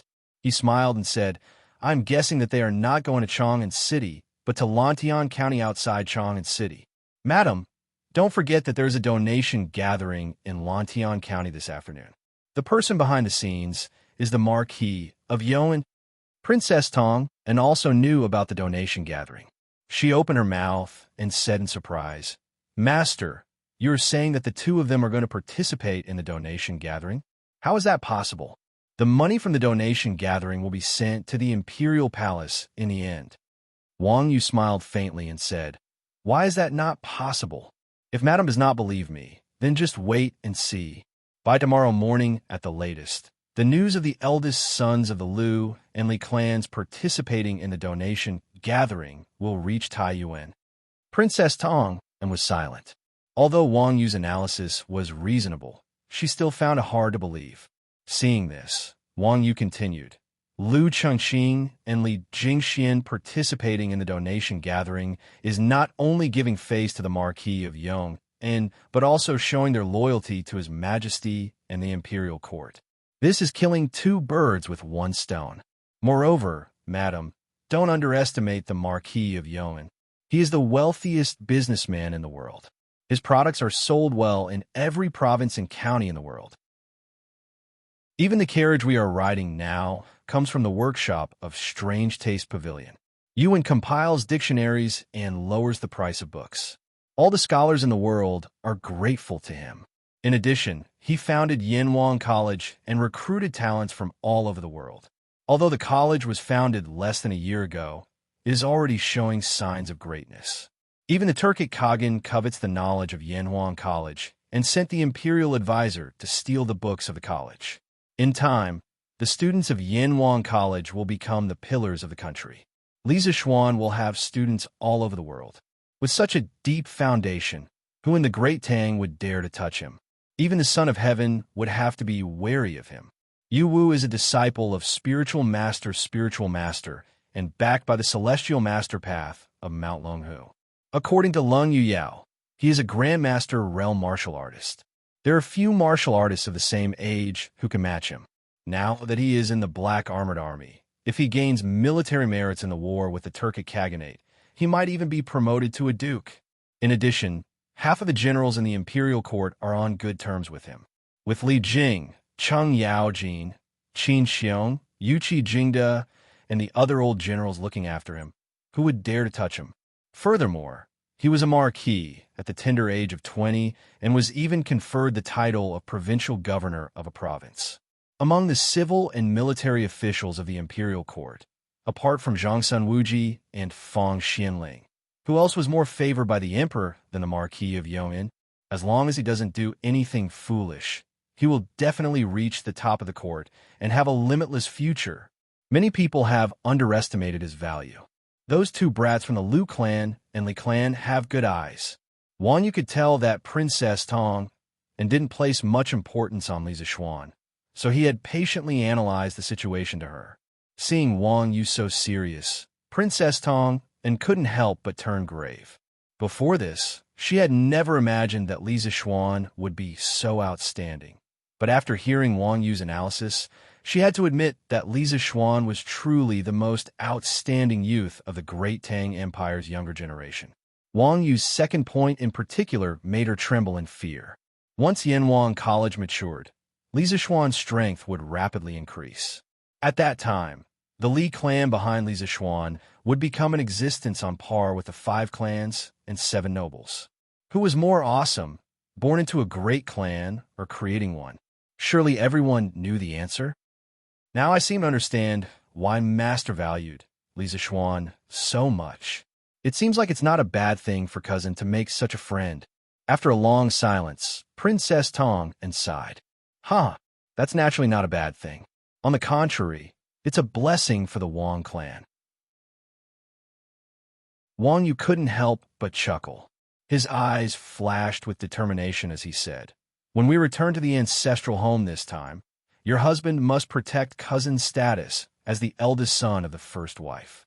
Even the brats from the Liu and Li clans can see the potential in the Marquis of Yong'an. This old man doesn't believe that the elders in the clan can't see it either. If second elder and the others remain stubborn, then your husband can only ask grandfather to step in. Chapter 1815. The Tang Dynasty's Taiyuan city was built on the foundation of Jinyang City. Although it was not as large as Chang and City, the structure of the city was much more complicated. There were 27 city gates alone. According to legend, the ancient city of Jinyang was built by Dong Anyu during the spring and autumn period. In the records of the Grand Historian, it was said, Jibo attacked Zhao Xiangzi in Jinyang and drew the water of Fun to flood the city. Northern Xi's emperor Wen Xian built the Daming Palace on the ruins of Jinyang City and expanded it into a city, calling it Daming City. The city was 40 feet tall and had a circumference of 4 li. There was another city north of Daming City. Eastern Wei's Emperor Shaojing built the Jinyang Palace there. During Emperor Wen's time, it was renamed New City. During Emperor Yang's time, he expanded the Jinyang Palace of Eastern Wei's Emperor Shaojing, and the city was also enlarged. The enlarged New City was 40 feet tall and had a circumference of 7 li. During the 16th year of Emperor Wen's reign, Emperor Wen built a Song city that was connected to the New City on the east side. This city was 40 feet tall and had a circumference of 8 li, forming 3 connected cities. This was the initial appearance of Taiyuan City during the Tang Dynasty. However, during the Tang Dynasty, Taiyuan City underwent 2 major expansions. The first was during the Jingguan period, when Emperor Taizong appointed the famous General Li Xingli to guard Taiyuan. During this period, Li Zhili built an east city on the east bank of Fun River in the 11th year of Jingguan's reign. The second was during Wu Zetian's reign, when Shui Shenxing built a central city on Fun River, connecting the east and west cities. Every year, there would be thousands of soldiers defending the border. At this point, Taiyuan's west city, east city, and central city were combined into one, becoming the Great Tang's most important military barrier in the north. However, at this time, Taiyuan City did not have a west city, east city, or central city. The main body of Taiyuan City was the west city of Taiyuan City, and the city was split into Taiyuan Prefecture City and Jinyang County. Taiyuan Prefecture City was also known as the Provincial City, and it was the core region of Taiyuan City. The provincial city contained 3 other cities: Daming City, New City, and Song City. Jinyang County was the administrative center of Jinyang County, and it was located 2 li south of the prefecture city. Oh, are you Boss Juya? Taiyuan Prefectural City, Great Brightness City, Market Square, Chu Family Ironware Shop. A slightly plump middle-aged man dressed in luxurious clothes walked in. The shop's attendant went up to greet him. At first glance, the middle-aged man looked familiar. After carefully sizing him up for a while, he finally recognized the middle-aged man and couldn't help but exclaim in surprise. "Yes, is your shopkeeper here today? I'm here for him." The middle-aged man nodded and asked the servant. He was speaking in Chinese. Although he was fluent, it sounded a little stiff. The manservant hurriedly nodded and said, "Yes, yes. The shopkeeper is in the back hall. Boss Zhu Xia, please take a seat. This little one will go and report to him." "Yes." The middle-aged man nodded, and the servant turned and left. After waiting for about half a cup of tea's time, the servant walked out from the back hall and warmly said to the middle-aged man, "Boss Zhuya, my shopkeeper invites you to the back hall for tea. This way, please." After saying that, the servant made an inviting gesture. The middle-aged man nodded and stood up. "That's good. Lead the way. Boss Zhuya, please wait a moment," the servant suddenly said. Then, he quickly walked to the front of the shop. First, he looked around. Then he actually hung a closed sign on the door and closed the shop. One must know that it was broad daylight now. It was not even noon yet. Most of the shops in the city had just opened for business. "Boss Zhuya, please." After doing all that, the servant came in front of the middle-aged man and said. The middle-aged man looked at the servant approvingly and said, "Good." The 2 of them, one in front and one behind, walked toward the back hall. Outside the ironware shop. "General, not long after Zhu Hongsheng went in, the ironware shop closed. It's only 7:30 in the morning. Most of the shops in the city have just opened. There must be something fishy going on." A man in martial arts clothes cupped his fist and said to Dugu Feiying. It turned out that the middle-aged man who entered the ironware shop was the merchant Zhu Hongsheng that Dugu Feiying and the rest were chasing. Since the moment Zhu Hongsheng stepped into the ironware shop, he had entered Dugu Feiying and the rest surveillance. "Yes. Did you hear what they said in the shop?" Dugu Feiying's heart skipped a beat as he asked. The soldier cupped his fist and replied, "General, when we were outside the shop, we vaguely heard the servant call Zhu Hongsheng Boss Zhuya. Not long after, the servant came in and closed the door. He must have entered the back hall. Furthermore, this Zhu Hongsheng's real name should be Zhuya." Hearing this, Dugu Feiying looked around and could not help but frown. He originally wanted to use his qin gong to fly to the roof and eavesdrop on the conversation between Zhu Hongsheng and the person inside. However, it was broad daylight, and the city had just opened. There were many people and merchants coming and going. In broad daylight, with so many people watching, how could he fly to someone else's roof to eavesdrop? No, his name is not Zhuya. His surname is Zhuya. Dugu Feiying sighed helplessly and said, "The Western Turkic Khaganate has a separate tribe called the Shatawa tribe. The Shatawa tribe is divided into the Zhuya tribe and the Qi branch. The leader of the Zhuya tribe is called Zhu Yiqilan. Everyone in the tribe has the surname Zhuya. It seems like this Zhu Hongsheng is from the Shatawa tribe of the Western Turkic Khaganate. However, why would someone from the Shatawa tribe suddenly appear in Taiyuan? And why would he disguise himself and act so sneakily? At this time, the Shatawa tribe was not very famous. Many people in the Central Plains had not heard of them. Only Dugu Feiying, who came from a family of generals, knew about them. The Shatawa tribe was a mixture of many ethnic groups. Its ethnic origins included the Turkic Huayha and Sut, the 9 families of Zhaowu, ethnic groups. Within each ethnic group, there were also several tribes. It could be considered a minority tribe with a complicated mix of members. In the early Tang Dynasty, the Shatawa tribe was an unremarkable tribe. There were very few records of them in the literature of the Tang Dynasty. The Shatawa tribe only rose to prominence at the end of the Tang Dynasty. After the Daibai Dynasty, the Shatawa tribe became an all-powerful tribe in China's history. They suppressed the Huangshao uprising, fought for hegemony in the Central Plains, controlled the House of Tang, and eventually established the later Tang, later Jin, and later Han dynasties in the Central Plains. In that case, this Zhu Hongsheng must be from the Turkic Khaganate. General, do you want me to arrest him? The soldier cupped his fist and suggested to Dugu Feiying. If we arrest him based on this, I'm afraid it will bring us trouble. Before we arrest him, we must investigate his background and his purpose in coming to Taiyuan City. Dugu Feiying shook his head and said in a deep voice, "Go and investigate this ironware shop. Find out what this shop mainly sells. Who is the shopkeeper? Once you find out, report to me immediately. Also, keep a close eye on this Zhu Hongsheng.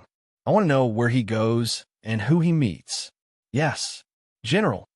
The soldier cupped his fist and accepted the order. Dugu Feiying saw that there was nothing to be gained here, so he turned around and returned to the inn.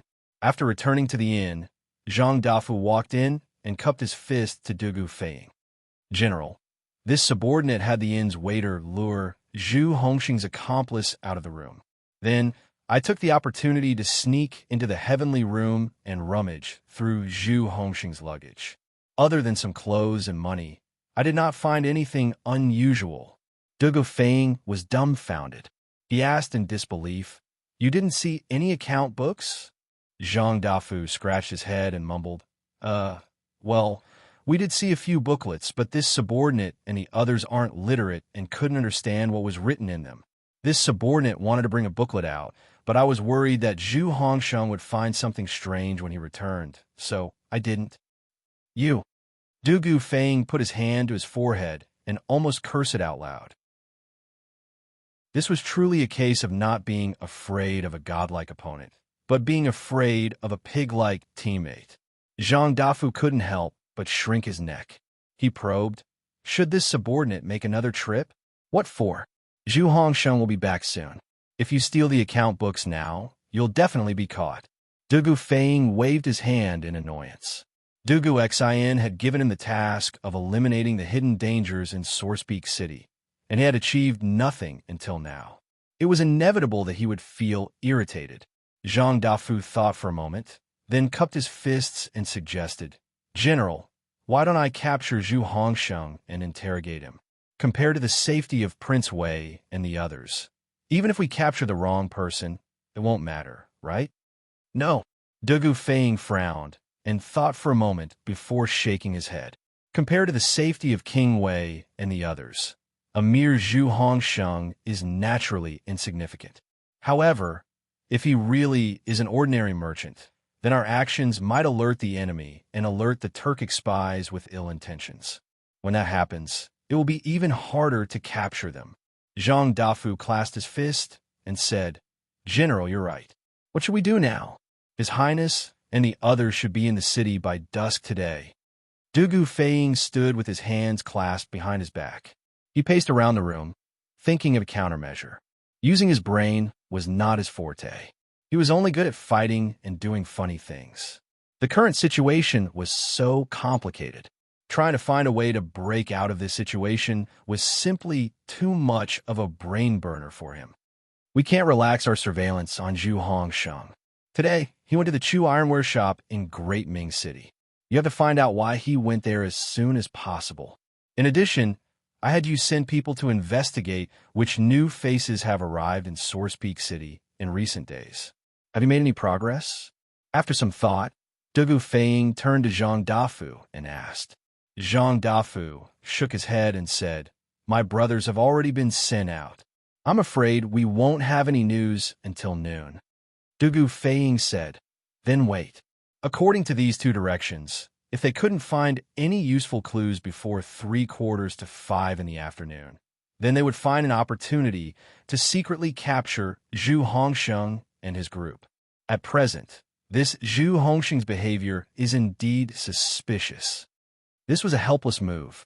According to Dugu Feiying's original plan, he would capture Zhu Hongsheng after gathering enough evidence. However, time waits for no one. Li Tai and the others would arrive in Source Peak City before dark and stay at Tongfu Inn. Dugu Feiying couldn't let Zhu Hongsheng, this uncertain factor, stay by Li Tai's side. In any case, from the clues they had so far, Zhu Hongsheng was indeed very suspicious. This general obeys. Zhang Dafu's expression shook. He quickly cupped his hands and accepted the order. Seeing that Dugu Feiying had no other orders, Zhang Dafu cupped his hands and turned to leave. In the room, Dugu Feiying rubbed his eyebrows and muttered to himself, "I hope this decision is right. Otherwise, it will be troublesome." Chapter 1816. 7 in the morning, in the Wang family's ancestral home. Wang Kuei once again came to the grievance hall. Hearing the commotion, Wang Rinni hurriedly came out and asked impatiently, "Second Elder, how did it go? Did my grandfather agree?" Of course he agreed. Wang Kuei glanced at Wang Rinni and said lightly, "What? Grandfather really agreed? That's great." Hearing this, Wang Rinni was pleasantly surprised. When he thought about how he had been imprisoned for more than a year and finally had the chance to regain his freedom, he could not help but tremble with excitement. Those who had never been imprisoned would never be able to understand the pain of being surrounded by walls all day long. For Wang Rinni, this 1 year had been a complete and utter torture. Don't be happy so early. Your father is back and will be here soon. You'd better think about how to get through your father first. Seeing Wang Rinni's excited face, Wang Kuei put his hands behind his back and said casually, "What? My father is back. Isn't he in Qizhou? Even if he left Qizhou, he should have returned to Suizhou. Why did he return to the ancestral home?" Hearing this, Wang Rinni was obviously stunned. Obviously, this news caught him off guard. "Why are you panicking? Even if your father didn't come back, according to the original plan, shouldn't you send him a letter next? Now that he's back, it saves us the time of sending letters back and forth. Make some preparations. I reckon that the clan will have another meeting about this in the afternoon. Your father will definitely be present. I've already helped you pass the Great Elder's test. The rest is up to you. You have to convince your father back then." Seeing Wang Rinni's panicked face, Wang Kuei frowned and reprimanded in a deep voice. Wang Rinni was shocked when he heard this and quickly covered the panic on his face. He cupped his hands and said, "Second Elder, please forgive me. I lost my composure. You're right. No matter what, this confrontation between me and him is inevitable. Don't worry if grandfather and father summon me in the afternoon. I'm confident that I can convince them to not stop me from being adopted by the second branch. But when the time comes, I'm afraid we'll need Second Elder to cooperate with us." Wang Rinni knew that whether he could regain his freedom this time depended on the attitude of the old man in front of him. He could not show any cowardice in front of Wang Kuei. Otherwise, his value in Wang Kuei's heart would plummet. When he needed Wang Kuei's help, Wang Kuei might not be willing to help. Therefore, even though Wang Rini was not mentally prepared for Wang Yu's sudden return, his face was filled with confidence and calmness. As expected, after listening to Wang Rini's explanation, Wang Kuei nodded in satisfaction and said, Since you are so confident, then this old man can rest assured. At the crucial moment, this old man will also lend you a helping hand. If everything goes well, you should be able to be adopted into the second branch in 2 days. After that, you can start implementing your plan. When speaking of plan, Wang Kuei's face flushed with excitement. His eyes narrowed and flashed with a fanatical light. His whole aura suddenly changed a little. It became crazy and blazing. Wang Rini smiled and cupped his hands. Grandson congratulates grandfather in advance for taking the power of the clan and bringing the Wang family one step closer. Before being adopted, he directly called Wang Kuei grandfather. This guy really had no bottom line. He was a typical example of forgetting his ancestors. Chapter 1817. Ahem. Big brother, you are now in a high position and have many children. Why don't you take care of your little brother and let Wang Rini be adopted by the second branch? Don't worry. As long as you are willing to adopt Rini, madam, and I will treat him well and treat him as our own son. In the future, he will inherit the second branch's family business. In the main hall of the Wang family, at the banquet, Wang Hong, who was sitting below Wang Yu, saluted Wang Yu with an embarrassed expression. After all, for a middle-aged man to be childless was definitely a shameful thing for a man. If it weren't for Wang Kuei's repeated warnings, he definitely wouldn't have mentioned this matter in front of everyone. The pressure instantly shifted to Wang Yu's side. Wang Hong had already lowered himself to such a level, and had even put it this way. If Wang Yu still didn't agree, it would be too unreasonable. Thus, everyone at the table turned their gazes to Wang Yu at this moment. Brother Hong, it's not that I don't want to. I know the second branch's difficulties, but Rini is a ruthless child. If I let you adopt him, I'm afraid it will cause trouble for the second branch in the future. After a long silence, Wang Yu finally found a reason to reject Wang Hong. As a father, Wang Yu understood Wang Rini's nature very well. When Wang Rini and Wang Rinbiao went to Chang, and for a family competition, the devious Wang Rini tried to beat Wang Rinbiao through unorthodox means. He got involved with the bandits and kidnapped Li Zishuan's fiancée, almost pushing Li Zishuan and the other generals to the opposite side of the Wang family. If not for Wang Yu's timely intervention, the Wang family would be in an even worse situation now. If Wang Rini was adopted by the second branch, it would be giving Wang Rini a chance to regain his freedom. Without Wang Yu's strict control, Wang Rini would cause even more trouble for the Wang family. But Wang Hong did not think so. He had already lowered his face and begged Wang Yu humbly, but Wang Yu still refused. This was obviously a slap to his face in front of everyone. Big brother, we all watch Rini grow up. Although his personality is a little unpredictable, he is not as bad as you say. Besides, even if he had caused trouble, the second branch should be responsible for it. For the second branch, it's better to have more trouble than to have no descendants. If you really can't bear a part with it, then just take it that I've mentioned it to you before. Wang Hong frowned and mocked with an ugly expression. Ahem, big brother, you are now in a high position, and you have many children. Why don't you take care of little brother and let Wang Rini be adopted by the second branch? Don't worry, as long as you are willing to adopt benevolence, madam and I will definitely treat him well and treat him as our own son. In the future, the second branch's family business will also be inherited by him. In the main hall of the Wang family, at the banquet, Wang Hong, who was sitting below Wang Yu, cupped his hands and said to Wang Yu with an embarrassed expression. After all, for a middle-aged man to be childless was definitely a shameful thing for a man. If not for Wang Kuei's repeated exhortations, he would never have mentioned this in front of everyone at this moment.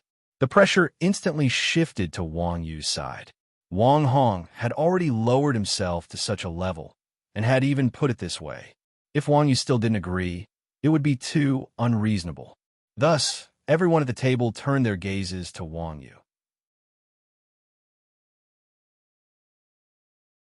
Chapter 1818. What conditions? In the Wang family's meeting hall, Wang Kuei heaved a sigh of relief when he heard that Wang Yu had finally agreed to let Wang Rini be adopted by the second branch. However, when he heard the second half of Wang Yu's sentence, he could not help but ask. Wang Yu said solemnly, Wang Rini violated the family rules last year and was imprisoned by this old man in the grievance hall. He will never be able to take a step out of the hall. Although he has been adopted by the second branch this time, his previous mistakes are still there, so his punishment is still there. After the adoption ceremony, he must return to the grievance hall and continue to stay there. As soon as these words were spoken, a trace of panic flashed through the eyes of Wang Rini, who had just stood up from the ground. After that, he turned to look at Wang Kuei because helping him leave the grievance hall was the condition that Wang Kuei had agreed to back then. Without waiting for Wang Rini to speak, Wang Kuei retorted, Master, you are mistaken. Since Rini has been adopted by the second branch, his life is equivalent to starting over. He has a new name, and he will be Wang Xin Yuan of the second branch from now on. The one who made the mistake last year was Wang Rini. So what does it have to do with Wang Xin Yuan? Therefore, there is no need to talk about imprisonment. That's right. Since Ren Yi has been adopted by me, then he will be my son from now on. All the mistakes he made in the past should be written off. Wang Hong chimed in at this time. Wang Yu and Princess Tang and both frowned. They hadn't expected Wang Kuei and Wang Hong to be so shameless. Of course, they now understood why Wang Rini was so eager to be adopted by the second branch. Obviously, he wanted to use this matter to clear his name, escape the punishment of imprisonment, and regain his freedom. This was a good plan. However, they did not understand why Wang Kuei would spare no effort to help Wang Rini. Was it simply because the second branch had no children? Princess Tang, and felt that things were not so simple. Second elder is really good at planning. He even thought of a new name for Rini in advance. Wang Xin Yuan, are you hoping that he can live a new life and have a good start? Wang Yu did not speak, but Princess Tang and could not help but speak first. She first looked at Wang Rini, then at Wang Kuei, her face full of sarcasm. What conditions? In the Wang clan's conference hall, Wang Kuei breathed a sigh of relief when he heard that Wang Yu had finally agreed to let Wang Rini be adopted by the second branch. But when he heard the second half of Wang Yu's sentence, Wang Kuei's heart was in his throat again. Wang Yu said with a serious face, Wang Rini violated the clan's rules last year and was imprisoned by this old man in the grievance hall. He can't take a step out of the hall for the rest of his life. Although he had been adopted by the second branch this time, the mistakes he had made before were still there, and the punishment was still there. After the ceremony is over, he must return to the grievance hall and continue to stay there. As soon as these words were spoken, a trace of panic flashed through the eyes of Wang Rini, who had just stood up from the ground. After that, he turned to look at Wang Kuei because helping him leave the grievance hall was the condition that Wang Kuei had agreed to back then. Without waiting for Wang Rini to say anything, Wang Kuei retorted, Master, you are wrong. Since Rini has been adopted by the second branch, his life is equivalent to starting anew. He has a new name. He will be Wang Xin Yuan of the second branch in the future. The one who made the mistake last year was Wang Rini. What did it have to do with Wang Xin Yuan? Therefore, there's no need to talk about imprisonment. Chapter 1819. Wang Kuei's move of retreating to advance was very effective, directly turning the situation around. Everyone in the meeting hall couldn't help but nod inwardly. First, everyone felt that Wang Kuei's request wasn't excessive. In the end, he just wanted the second branch to continue to have descendants. Second, Wang Kuei had already taken a step back and guaranteed that Wang Rini would never leave Source Peak City. This was already cutting off Wang Rini's future career. Third, Source Peak City was the origin of the Wang family. The Wang family had operated in Source Peak City for many years, and its power could be said to be deeply rooted. Wang Ren could change his appearance and name, and then he would only move within the boundaries of this territory. The imperial court wouldn't know. Thus, the Wang family's third elder looked at Wang Bing and said, "Big brother, second brother just wants to leave an heir for the second branch, and this request isn't excessive. You and the family head should agree, right?" The fourth elder chimed in, "That's right, big brother. The 5 branches of the Wang family have always been of the same breadth and branch. Don't hurt the harmony because of this, and big brother's request isn't excessive.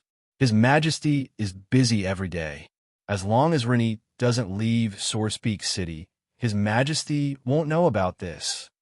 The fifth elder said, "Big brother, please leave an heir for the second branch." The 3 of them had begged Wang Bing and not Wang Yu mainly because they thought that Wang Bing would give them a way out on account of their brotherhood. Reality proved that their actions were effective. A trace of hesitation flashed across Wang Bing's face. He looked at Wang Yu and said after a moment, The family rules can't be abolished, but we can't hurt the harmony of the family." Wang Bing was reminding Wang Yu to stop before going too far. Wang Yu thought for a moment and said, "Since that's the case, Wang Ren will be adopted by the second branch from now on, and his imprisonment will be lifted. However, he can't take a step out of Sorespeak City for the rest of his life. If he violates this, he will be expelled from the Wang family. I hope that second elder will take good care of him in the future. Don't make any mistakes and put the family at a disadvantage." The aristocratic families were a huge group, and there were also a huge body of interests. Even though Wang Yu was the head of the family, there were some things that he couldn't arbitrarily decide. Many times, he had to give in and compromise. As a leader, the most important thing was the way to balance things. "Thank you, family head. Rest assured, patriarch, this old man will definitely take good care of Xian Yuan in the future. I will definitely not let him violate the clan rules again." A smile appeared on Wang Kuei's face. He got up and cupped his hands at Wang Yu. "All right, since the matter has been decided, everyone can leave now." Wang Bing rubbed his forehead and said tiredly. Wang Kuei's move of retreating in order to advance was very effective. He directly turned the situation around. Everyone in the meeting hall couldn't help but secretly nod after hearing this. First of all, everyone felt that Wang Kuei's request was not excessive. In the end, he just wanted the second branch to continue the family line. Secondly, Wang Kuei had already taken a step back and guaranteed that Wang Ren would not leave Taiyuan City for the rest of his life. This was already a disguised form of cutting off Wang Ren's future career. Thirdly, Taiyuan City was the birthplace of the Wang family. The Wang family had operated in Taiyuan City for many years, and its power could be said to be deeply rooted.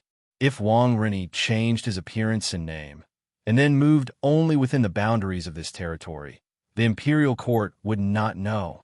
Therefore, the Wang family's third elder looked at Wang Bing and said, "Big brother, second brother just wants to leave an heir for the second branch, and this request is not excessive. You and family head should agree, right?" Chapter 1820. During the spring and autumn period, Guanzhong, a great politician and reformer, helped Duke Huan of Qi to rule the world. He reformed the way taxes were collected in the past and implemented the Guan Shanhai. Guan means Guan, Shanhai means mining, casting iron, and boiling salt. This policy created the earliest salt and iron monopoly in China's history. According to Guanzhong's rough calculation, Qi could earn 60 million yuan a year. Emperor Wu of Han, under the advice of wealth manager Sang Hongyang, in order to strengthen the centralization of power and take back salt and iron and other important economic enterprises from the hands of the rich and powerful, reversing the country's financial situation, he also implemented the salt and iron monopoly and alcohol monopoly. Since then, the salt and iron monopoly system ran through the entire feudal dynasty of China. During the Tang Dynasty, more than 90% of the country's mineral veins were in the hands of the imperial court.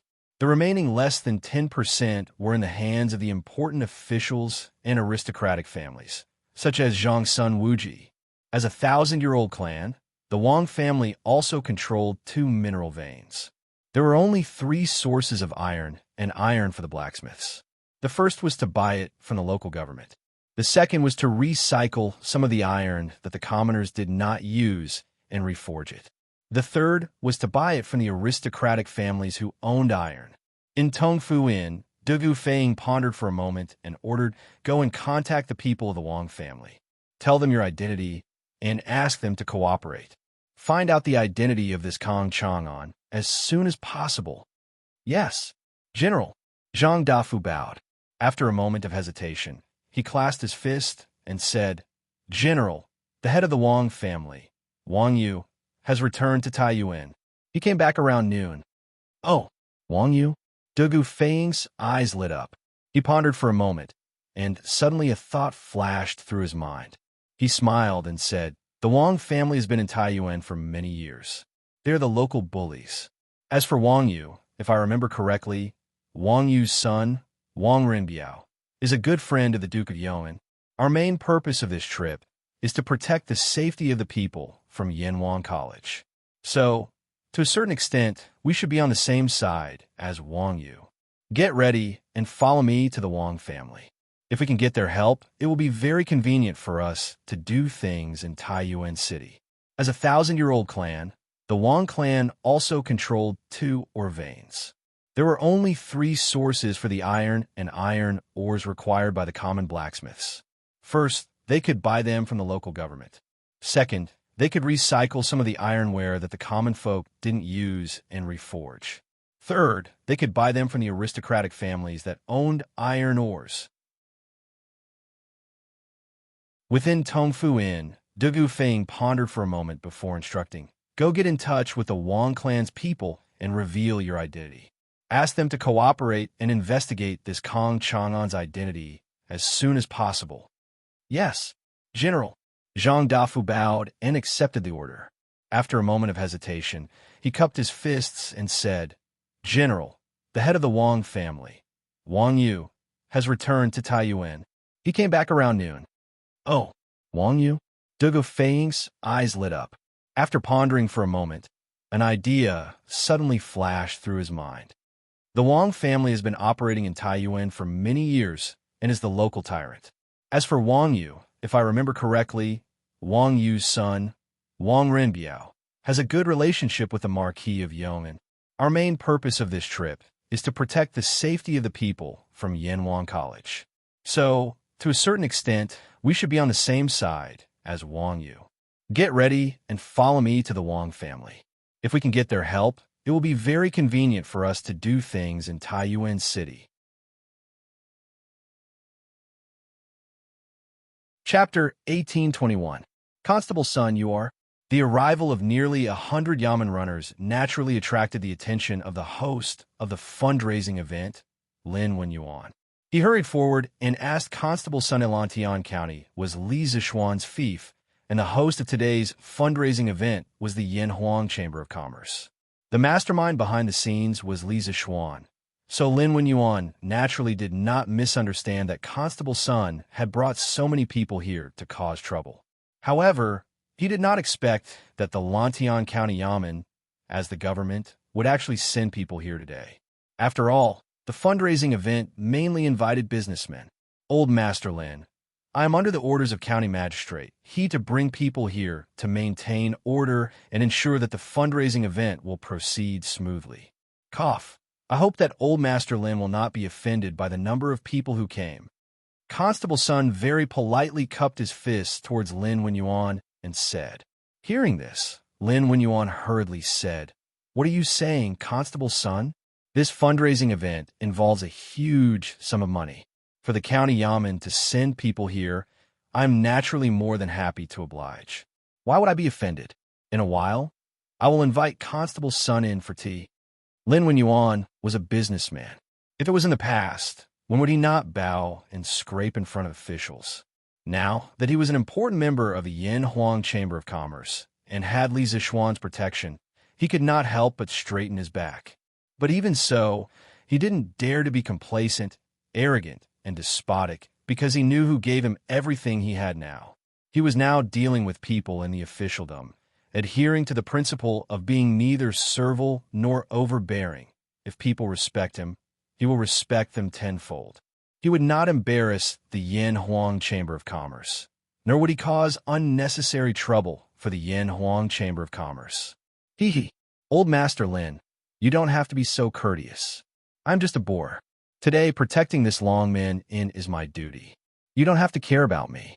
In a while, the county magistrate will come personally.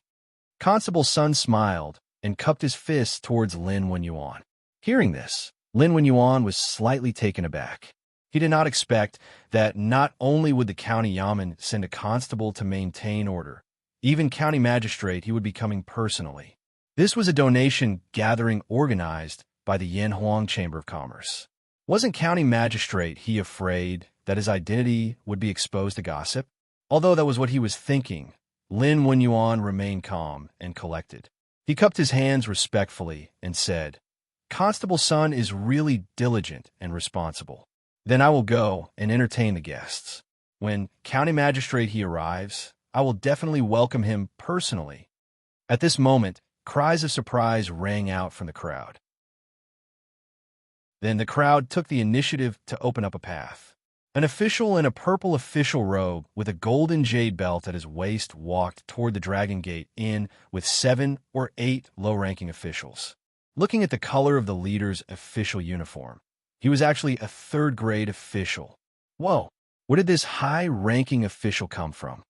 Looks like he's from Chang'an. Isn't this Minister Xiao from the Ministry of Revenue? What is Minister Xiao doing here?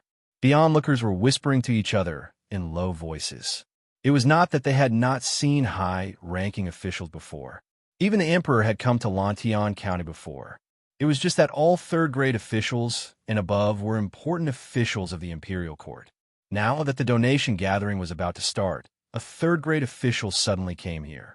It was inevitable that the crowd could not help but discuss in low voices. Lin Wenyuan's heart skipped a beat. He hurriedly went up with the other members of the Yin Huang Chamber of Commerce and bowed respectfully. Lin Wenyuan of the Yin Huang Chamber of Commerce greets Minister Xiao. Chao Wendong from the Yin Huang Chamber of Commerce. Feng Jihua, Zheng Qianjun, Liao Shifan greets Minister Xiao. Everyone, there's no need to be so polite. Xiao Yu stopped in his tracks and waved at the crowd. Then he looked at Lin Wenyuan and said, I'm here on orders to take over the money from the donation gathering. Once the gathering is over, the Ministry of Revenue will register all the money and send it back to Chang. Boss Lin, when will the donation gathering begin? Li Er had indeed sent people from the Ministry of Revenue over to receive the donation from the fundraiser. But Li Er did not ask Xiao Yu to come over personally. Actually, Xiao Yu only needed to send a few of his little brothers over for this sort of thing. However, this old man had previously made a bet with Li Er on whether this fundraiser could raise enough funds for a 150,000-man army. Naturally, he wanted to come over personally to see for himself. Merchants valued profits, and Xiao Yu did not think that these merchants would be so generous as to donate money to the court. This was because this matter did not benefit them at all. At this moment, he was already thinking about where the court would get the money if the donation gathering did not raise enough money. After all, Li Er's edict had already been sent to the various provinces and counties. The elite soldiers of the various provinces were gathering in Chang'an. The fact that the Northern Expedition Army had increased by 150,000 was already an indisputable fact. As the Minister of Revenue, he naturally had to think of ways to raise money. Little did old man Xiao know that calling on merchants to raise money for the country was only Li Zishuan's first method. Even if it failed, Li Zishuan had 10,000 ways to make up for it. For example, he could use the Yin Huang Bank to get a loan from the court, or the court could issue war bonds to the people. Once the war was won, they would return the money to the people. Every method could easily solve the current dilemma of the court. The reason why Li Zishuan prioritized the donation gathering was because he wanted to use this opportunity to arouse the patriotism of the Tang people and build momentum for the upcoming war between the Tang Empire and the Turks. History tells us that only by mobilizing the masses and gaining the support of the people can we win the war. At this moment, Lin Wenyuan looked at the sundial in front of the Longmen Inn. It was still a little short of the agreed time. However, he could not let Xiaoyu, the Minister of Revenue, stand outside and wait. After all, Xiaoyu was an elder who had lived through several dynasties. His position in the court was important. Thus, he cupped his hands and said, "The donation gathering will begin soon. Minister Xiao, please come in." Then, he ordered the servants, "Open the door. Invite the guests to take their seats." "Yes, master." The servant of the Lin clan bowed and ran to open the door of the inn. Lin Wenyuan and the others invited Xiaoyu to enter first. Xiaoyu did not refuse.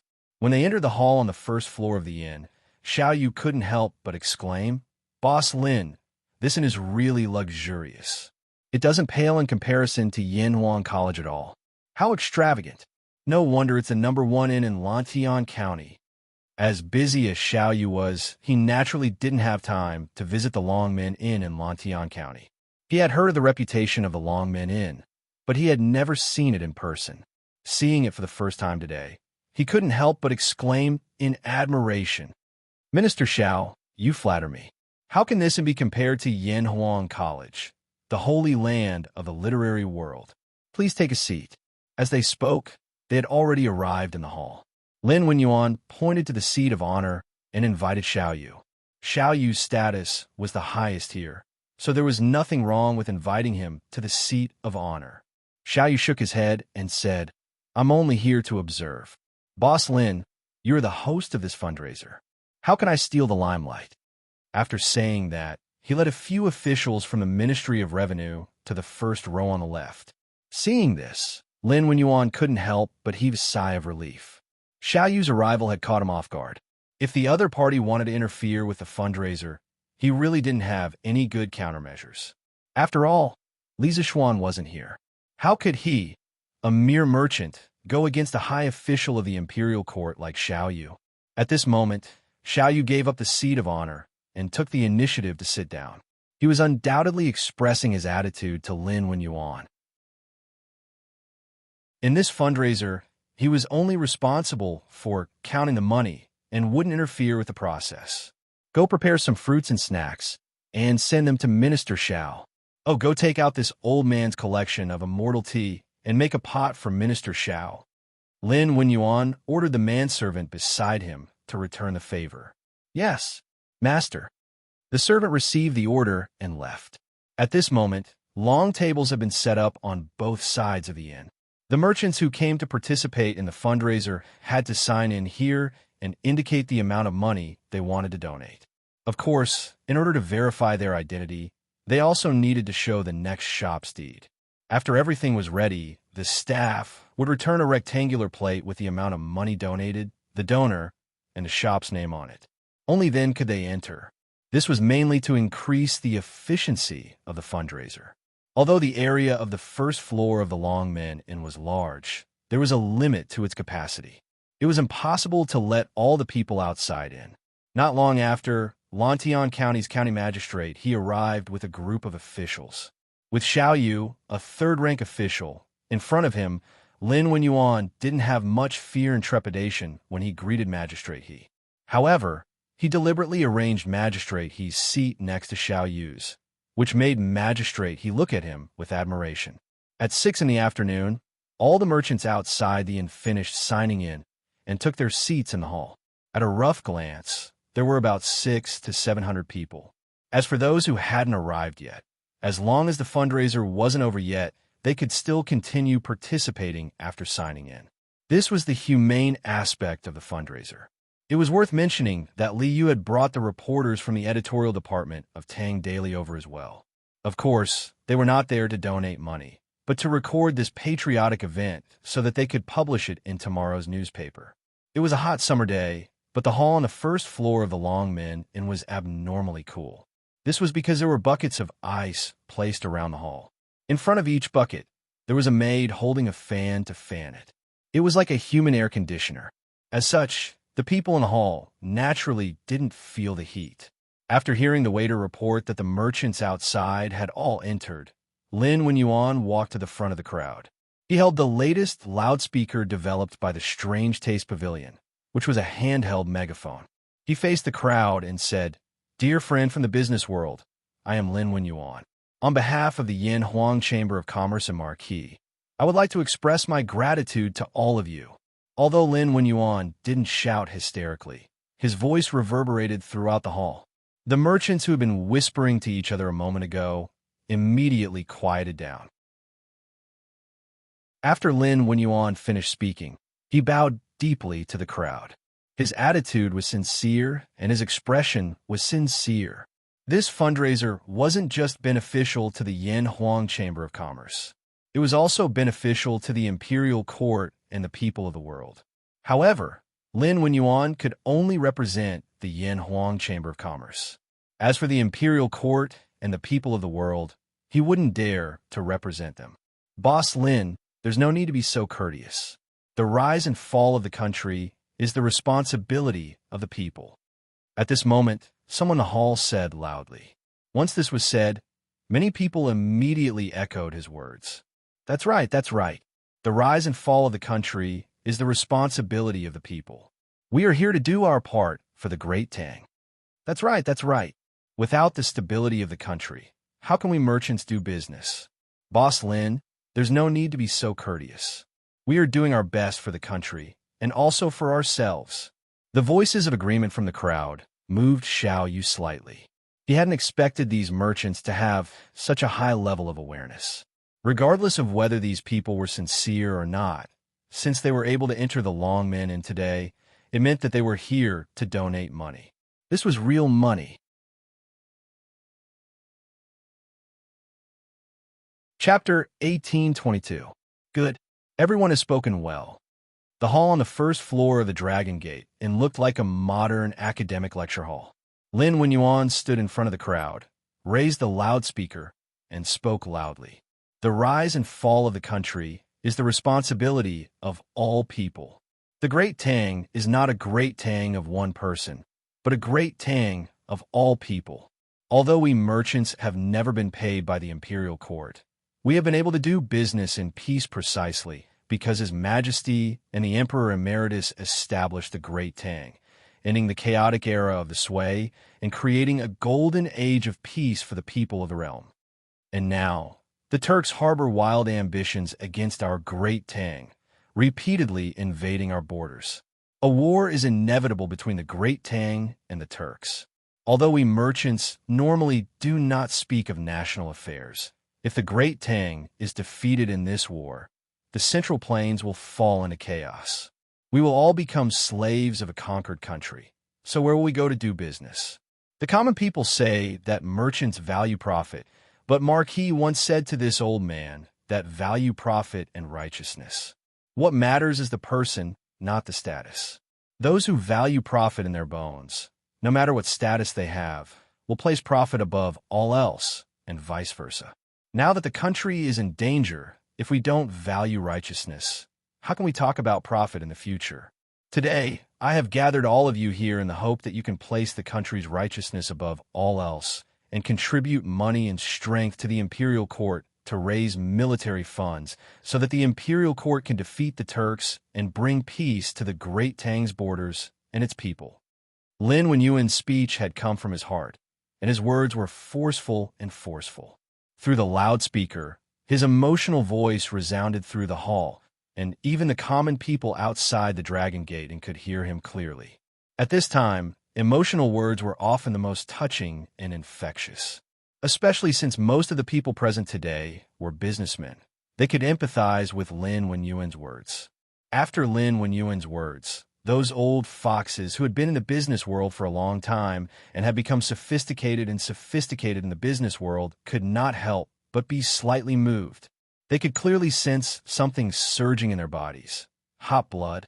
Yes, it was hot blood, a blood that many merchants had not felt in a long time. Once upon a time, they had also felt a passion to serve the country, but time had slowly worn it away and obliterated it by the different views of the people of the world. But at this moment, Lin Wenyuan had awakened that hot blood in their bodies. That's right. It wasn't that businessmen valued profits, but anyone could value profits. This had nothing to do with one's identity. It was all up to them to choose to be righteous.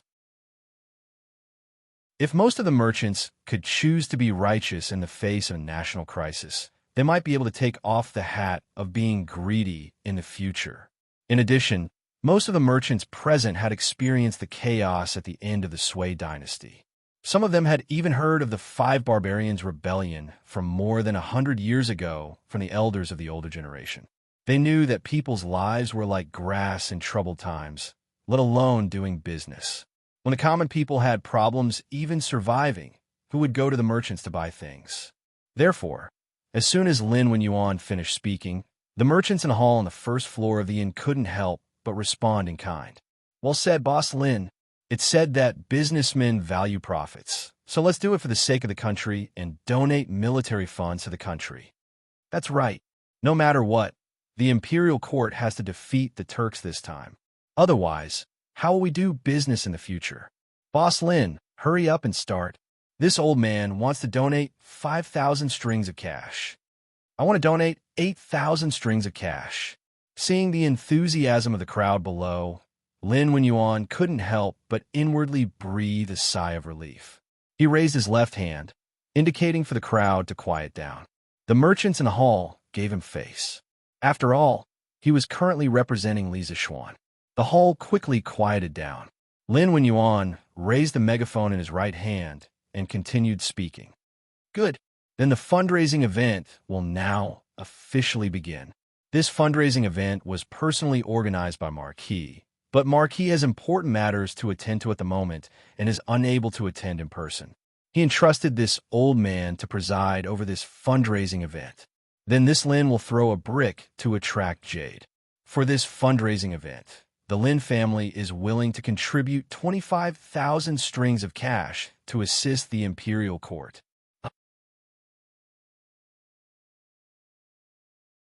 Chapter 1823. They're all from the Flaming Yellow Chamber of Commerce, and each of them donated more than 10,000 strings of cash. TSK. Together, that's more than 100,000 strings of cash, right? They're too generous, aren't they? That's more than 10,000 strings of cash. What's so strange about that? The Flaming Yellow Chamber of Commerce monopolizes the trade of bicycles, new carriages, celestial tea, footballs, and other exotic items in the Great Tang. The members of the Flaming Yellow Chamber of Commerce earn huge profits every year. Naturally, it's not something small shops like ours can compare to. TSK. I wonder how I can become a member of the Flaming Yellow Chamber of Commerce. This world was like a pyramid. Those who stood at the top of the pyramid were always in the minority. The merchants who came to the fundraiser today were the same. Wealthy people like Lin Wenyuan and Chao Wendong were in the minority after all. Most of them belonged to the category of those who had little family wealth. After the grand opening of the fundraiser, everyone couldn't help but exclaim in private, Wang Peng of the Treasure House donates 30,000 strings of cash. At this moment, when the name Lin Wenyuan read out was finally not from the Flaming Yellow Chamber of Commerce, his next sentence caused another huge uproar. Wow, 30,000 strings of cash. Did I hear wrongly? Oh my God, it's finally not from the Flaming Yellow Chamber of Commerce, but this person actually donated 30,000 strings of cash, the same amount as Marquis.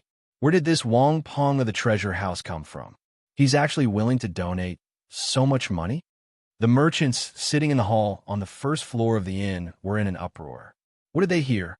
Someone actually donated 30,000 strings of cash, an amount comparable to Li Zishuan. More importantly, this person was not from the Flaming Yellow Chamber of Commerce. Where did this Wang Peng of the Treasure House come from? For a moment, this question surfaced in everyone's mind. But after regaining their senses, many people immediately reacted. After all, most of the people present were merchants from Chang and city or nearby Chang. This, if I remember correctly, this treasure house belongs to the eldest son of the Wang family of Taiyuan, Wang Renbiao. Wang Renbiao? Isn't Wang Renbiao also from the Flaming Yellow Chamber of Commerce? After all this time, he's still from the flaming yellow Chamber of Commerce. Wang family of Taiyuan? Did that mean that the Wang family of Taiyuan was also participating in this fundraising event? TSK. With the Wang family's financial resources, they can really take out 30,000 strings of cash. No. This treasure house is the private property of the Wang family's eldest young master. It doesn't belong to the Wang family of Taiyuan. Then why didn't young master Wang donate in his own name, but in the name of the treasure house's shopkeeper?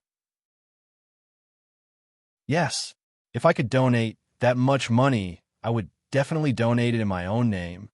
Soon, someone revealed the background of the treasure house. Wang Renbiao, the owner behind the scenes, also surfaced.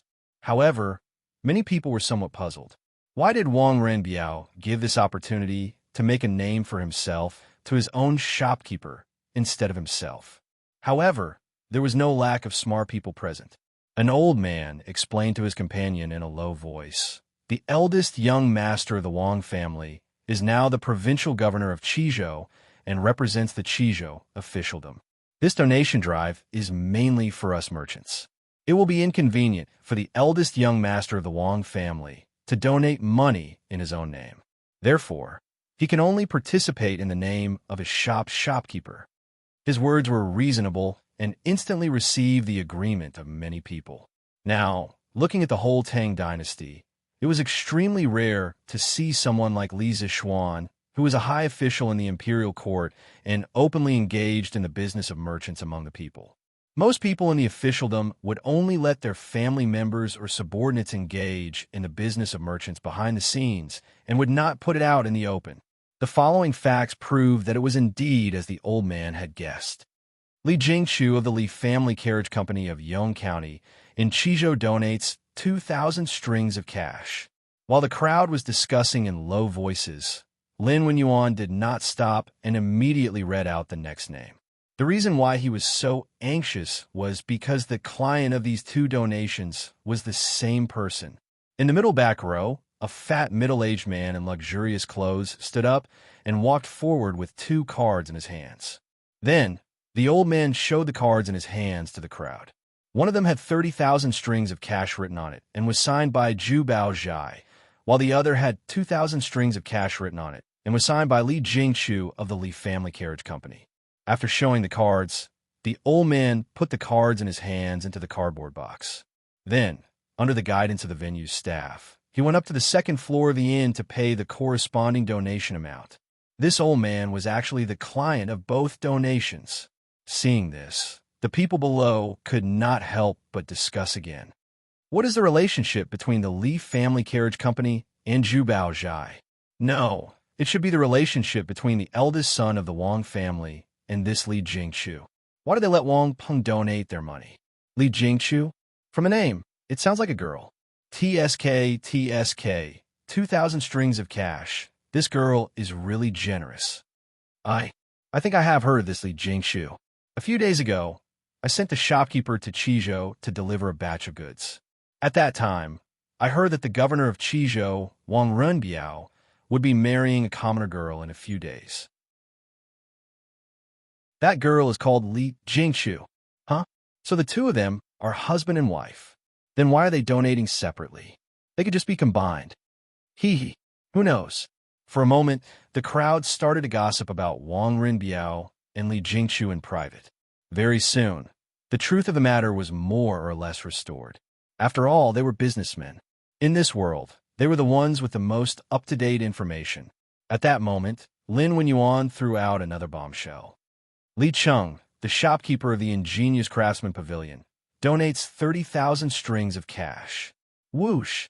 This time, Xiao Yu, who was sitting in the first row on the left, could not help but narrow his eyes, and he looked slightly shocked. At that moment, not only were the people in the hall shocked, but even the onlookers outside the long men were also in an uproar. 30,000 strings of cash. Another 30,000 strings of cash. What's the background of this ingenious craftsman pavilion? However, this time, the background of the ingenious craftsman pavilion was dug out very quickly. The ingenious craftsman pavilion? The ingenious craftsman pavilion in Chong and West City? Isn't that the shop of that person in the palace? That person in the palace? Who is it? It's His Highness the Crown Prince. What? His Highness the Crown Prince? How is that possible? Shh. Lower your voice. I heard that His Highness the Crown Prince is also a member of the Flaming Yellow Chamber of Commerce. If that's the case, it's not surprising that he donated. What? His Highness the Crown Prince is also a member of the Flaming Yellow Chamber of Commerce. How much money did the Flaming Yellow Chamber of Commerce donate? Let me count this. It's actually 190,000 strings of cash. The crowd discussed fervently. With Wang Renbiao as an example, everyone understood very well why Li Chengxian did not use his own name, but someone else's. As they discussed, a pale, beardless old man walked up with a card in his hand. It was the shopkeeper of the ingenious craftsman pavilion, Li Cheng. At this point, the first batch of members of the Flaming Yellow Chamber of Commerce had all donated. The donation amount was 190,000 strings of cash. Everyone who thought of this was shocked. Even Xiao Yu was no exception. He had expected the people from the Yin Huang Chamber of Commerce to be rich and would be the main force of this donation drive. However, he never expected the people from the Yin Huang Chamber of Commerce to be so generous. The donation drive had only started for less than 15 minutes, and they had already donated 190,000 strings of cash. To be precise, it was 190,000 strings of cash, including Li Jingchu's 2,000 strings of cash.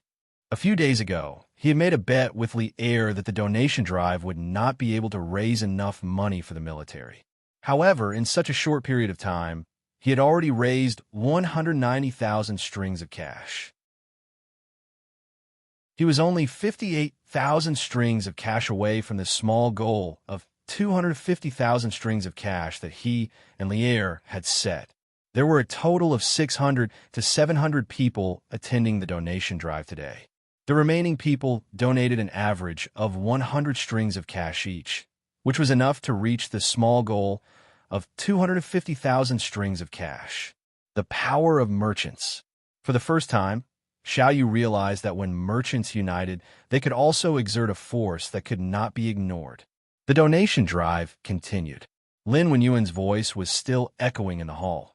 Chengji Winery's Cheng Ruisong donates 5,000 strings of cash. Qingji Clothing Shop's Yu Guangxian donates 5,000 strings of cash. Qingfeng Grain Shop's In Shixiang donates 5,000 strings of cash. Hengli Satin Shop's Su Hongyu donates 5,000 strings of cash. Baochang Pawn Shop's Lu Yuchuan donates 4,000 strings of cash.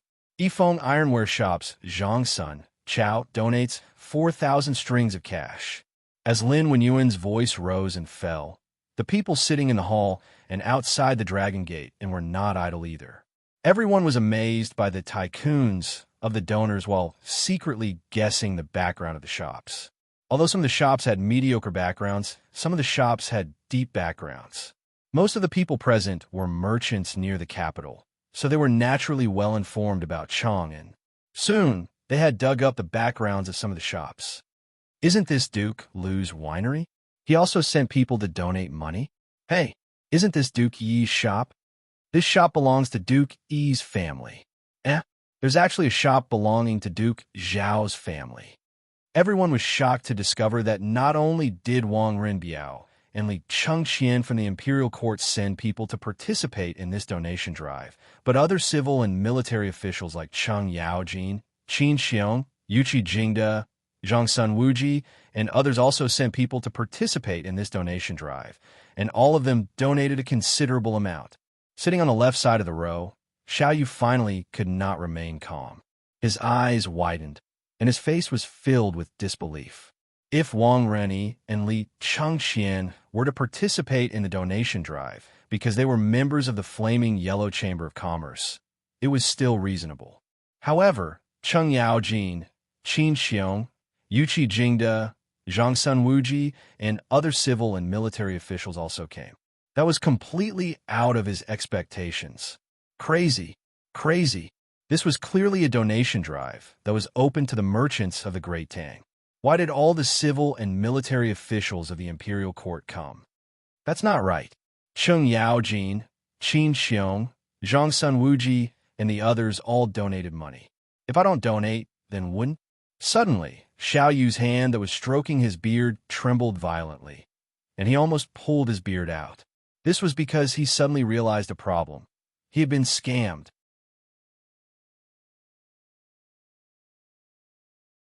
Chapter 1824. Taiyuan City, the Wang clan's ancestral home. Master, there's someone outside who says he wants to see you. In a courtyard near the northwest of the Wang clan, a manservant walked into a side hall and reported to Wang Yu. Who wants to see me? Wang Yu was in the middle of resolving family matters.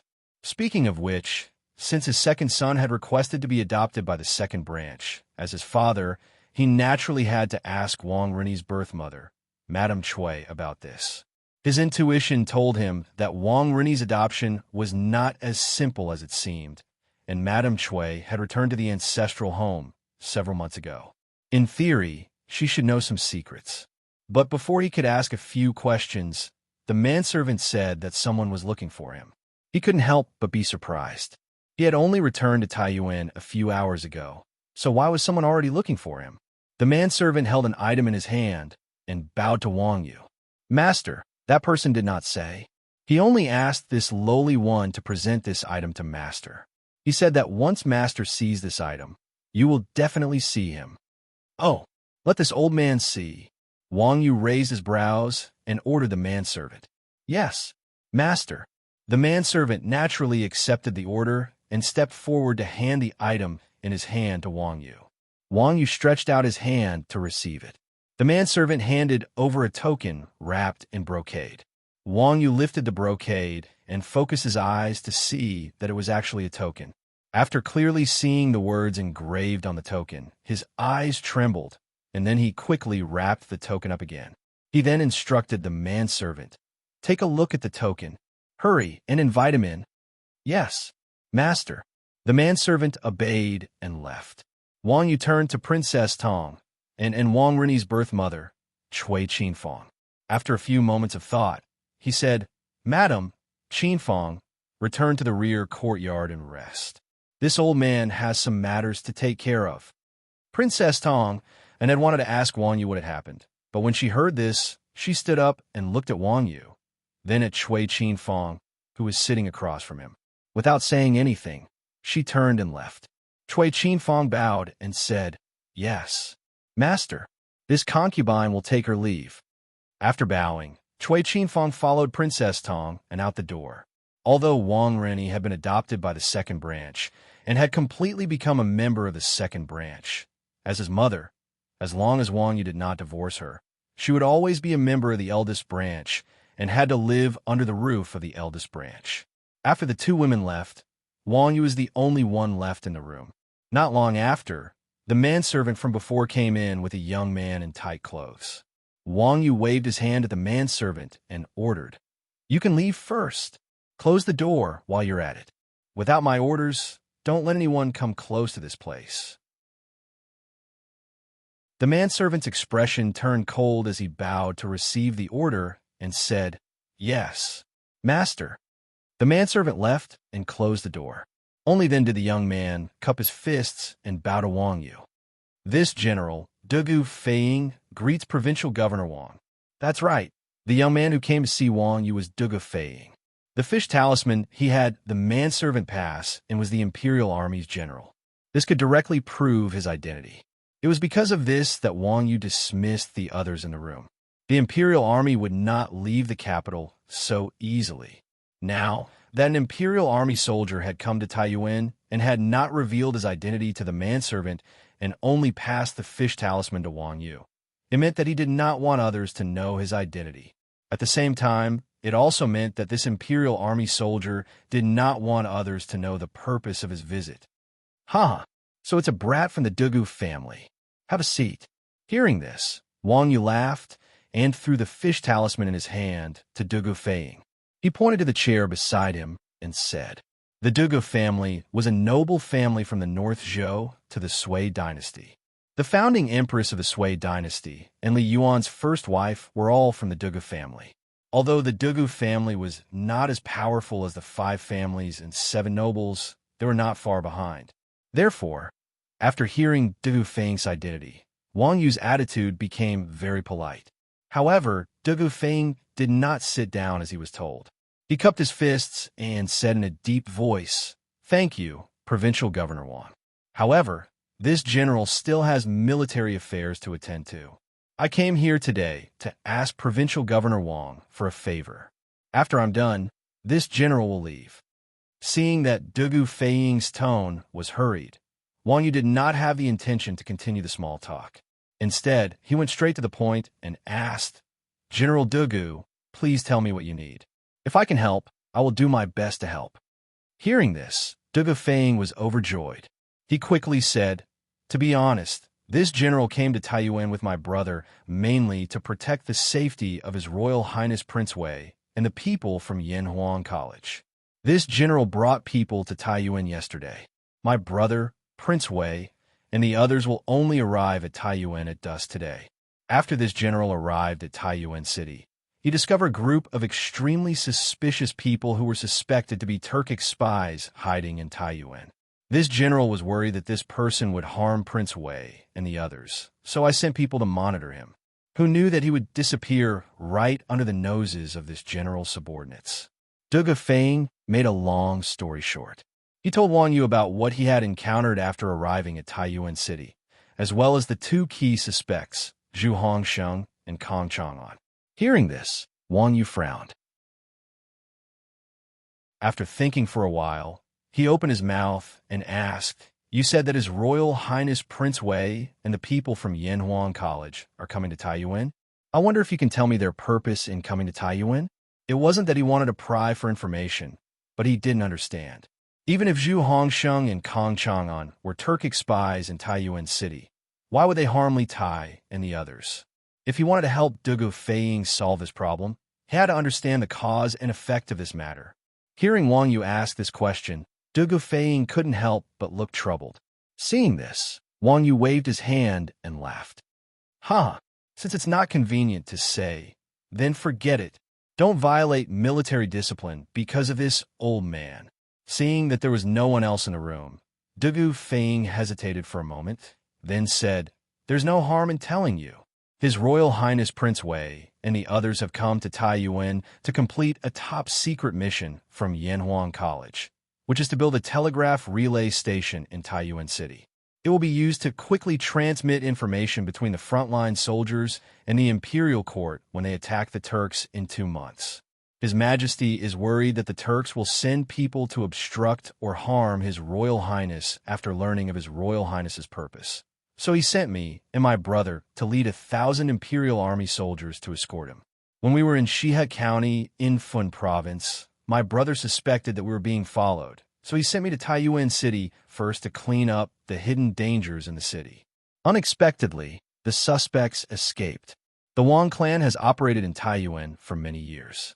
If Provincial Governor Wang is willing to help, it won't be difficult to find those 2 people in Taiyuan City in a short time. As the head of the Wang clan and the provincial governor of Sui Province, Wang Yu couldn't be unaware of the pros and cons of this matter. Moreover, Wang Yu had a close relationship with the imperial family and Li Zishuan. He couldn't possibly reveal this secret and put Li Tai and the others in danger. It was precisely because of these prerequisites that Du Feng told Wang Yu the true purpose of Li Tai's trip. He believed that Wang Yu would definitely keep this secret. Yanhuang College? A telegraph relay station. Hearing this, Wang Yu's expression suddenly became serious. He said in a deep voice, "General Du, rest assured. This old man will do his best to help this matter that concerns Prince Wei's safety in Yanhuang College's mission." Just as Du Feng thought, Wang Yu was the emperor's son-in-law. His son and Li Zishuan were close friends.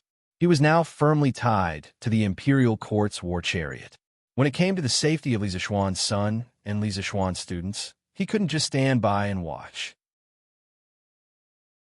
At this point, Wang Yu muttered to himself for a moment before continuing. This old man hasn't been in Taiyuan for a long time. The affairs of the clan are handled by Second Elder. You just said that you suspect that the Chuji Ironware Shop and Zhu Hongsheng are accomplices, and the Chuji ironware shop's daily iron or needs come from the Wong clan.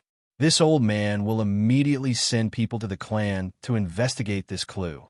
In addition, this old man will use all the resources of the Wong clan to find Zhu Hongsheng and Kong Chang'an in Taiyuan City as soon as possible.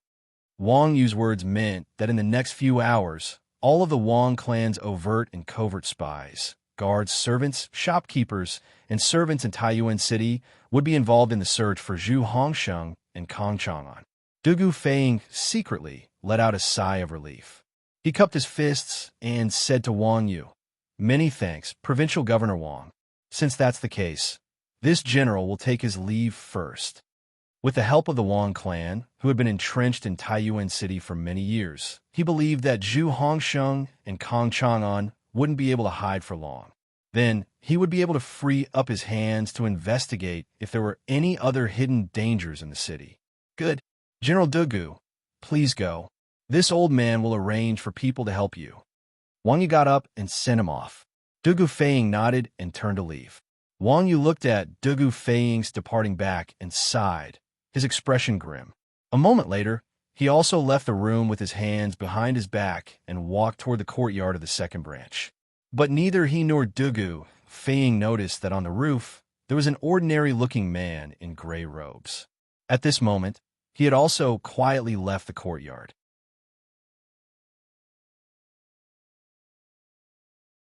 Chapter 1825. Young Master, that's all. In the side courtyard of the Wong family's second branch, a thin man in gray robes greeted Wang Rini. "Oh no, you should be called Wang Xinyuan now." The thin man whispered something into Wang Xinyuan's ear. In the end, he took a step back and cupped his fists. Wang Xinyuan's eyes flashed, and a playful smile appeared on his lips. After a moment, he said with a smile, "You did a good job. As for grandfather, I will ask for a reward for you after this matter is done." "Thank you, young master, but this is what I should do." The gray-robed thin man's face remained unmoved as he said indifferently. Wang Xinyuan didn't take it to heart. Instead, he asked with a smile, "You are Wang Li, right?" The thin man in gray's eyes flashed slightly and said, "You have a good memory, young master." He was a subordinate of the Wong family's second elder and belonged to the Wong family shadow guard. Although the Wong family shadow guard was a force that the Wong family had secretly nurtured for many years and directly took orders from the patriarch, the 5 branches of the Wong family all had their own forces within the shadow guard, and this Wang Li was the commander of one of the Wong family shadow guard squads. His original name was Guo Li, and after his parents died when he was young, he was taken in by Wang Kuei and entered the Wong family. He first became a guard of the Wong family, and then, under Wang Kuei's arrangements, he entered the Wong family shadow guard. Many years later, he actually became one of the 5 leaders of the Wong family shadow guard, and was even bestowed the surname of the main family, becoming the current Wang Li. In terms of loyalty, Wang Li was naturally loyal to the Wong family, to Wang Yu, the head of the family, and to Wang Kuei. However, for him, loyalty to Wang Kuei took precedence over the other 2. Wang Xinyuan asked meaningfully, "Haha, I know a little about the realm of martial artists like you. I wonder what realm you are in now." Wang Li didn't understand why Wang Xinyuan asked this, but he still replied, "Fortunately, I was nurtured by second elder. I reached the peak of Qi transformation 3 years ago, but I didn't make any obvious progress in these 3 years. Now, I'm only half a step into the Guru realm." Half a step into the Guru realm. Wang Xinyuan's eyes flashed, and he couldn't help but murmur, "That's still far from Li Zixuan." Although his voice was soft, it was still heard by Wang Li. After all, those who practice martial arts had sharper ears than ordinary people. The corner of the latter's mouth twitched involuntarily. It was rumored that Li Zixuan had stepped into the supreme power realm at the age of 20 last year. Such an amazing martial arts genius was rarely seen in hundreds of years. How could he compare with him? Speaking of which, if he had Li Zixuan's talent, there would be countless sect leaders fighting to recruit him. Why would he settle for being a lowly guard in the Wong clan? The atmosphere stagnated for a moment before Wang Xinyuan continued. "I know that you are loyal to grandfather, But since grandfather sent you here, did he tell you that you have to listen to my commands during this period of time? Second elder has already instructed this subordinate to be at young master's disposal for this month. Wang Li cupped his fists and said. In fact, he really looked down on Wang Xinyan, who betrayed his father for glory and took the initiative to be adopted by the second branch. However, due to Wang Kuei's orders, he didn't show his disdain on his face. Wang Xinyan smiled, and then his face suddenly became serious. He said in a deep voice, I don't only want you to obey me on the surface, but I also want you to obey me in your heart. Listen, as long as you follow me and work hard, I will not only help you become the commander of the Wang clan's secret guards in the future, but I will also ask an expert to help you break through to the supreme power realm. How could someone as smart as him not see that Wang Li was only obeying him on the surface and was not convinced in his heart? It was because of this that he said these words to Wang Li. He had just arrived at the second branch and had no one to rely on. Although Wang Kuei was so good to him now, the two of them were mostly using each other. When Wang Kuei successfully took control of the family, where would he go and where would he go? Therefore, it was necessary for him to cultivate some forces for himself before that. Wang Li was moved, but the waves in his heart were quickly calmed down. He said lightly, Thank you for your kindness, young master. He didn't accept or refuse. His attitude was ambiguous and ambiguous. It's up to you whether you believe me or not. My words are always effective. However, the most important thing now is that you must help me with this matter in front of you. Wang Xinyan knew that the other party didn't believe him, but at the moment he was really poor. As the saying goes, haste makes waste. Fortunately, he didn't continue to force him, but said lightly, It's all up to young master. Wang Li cupped his fists and said. His attitude was no longer as frivolous as before. Wang Xian nodded secretly and said, Continue to monitor the family head. Report to me immediately if there is any new situation. However, you must be careful to hide and not be discovered.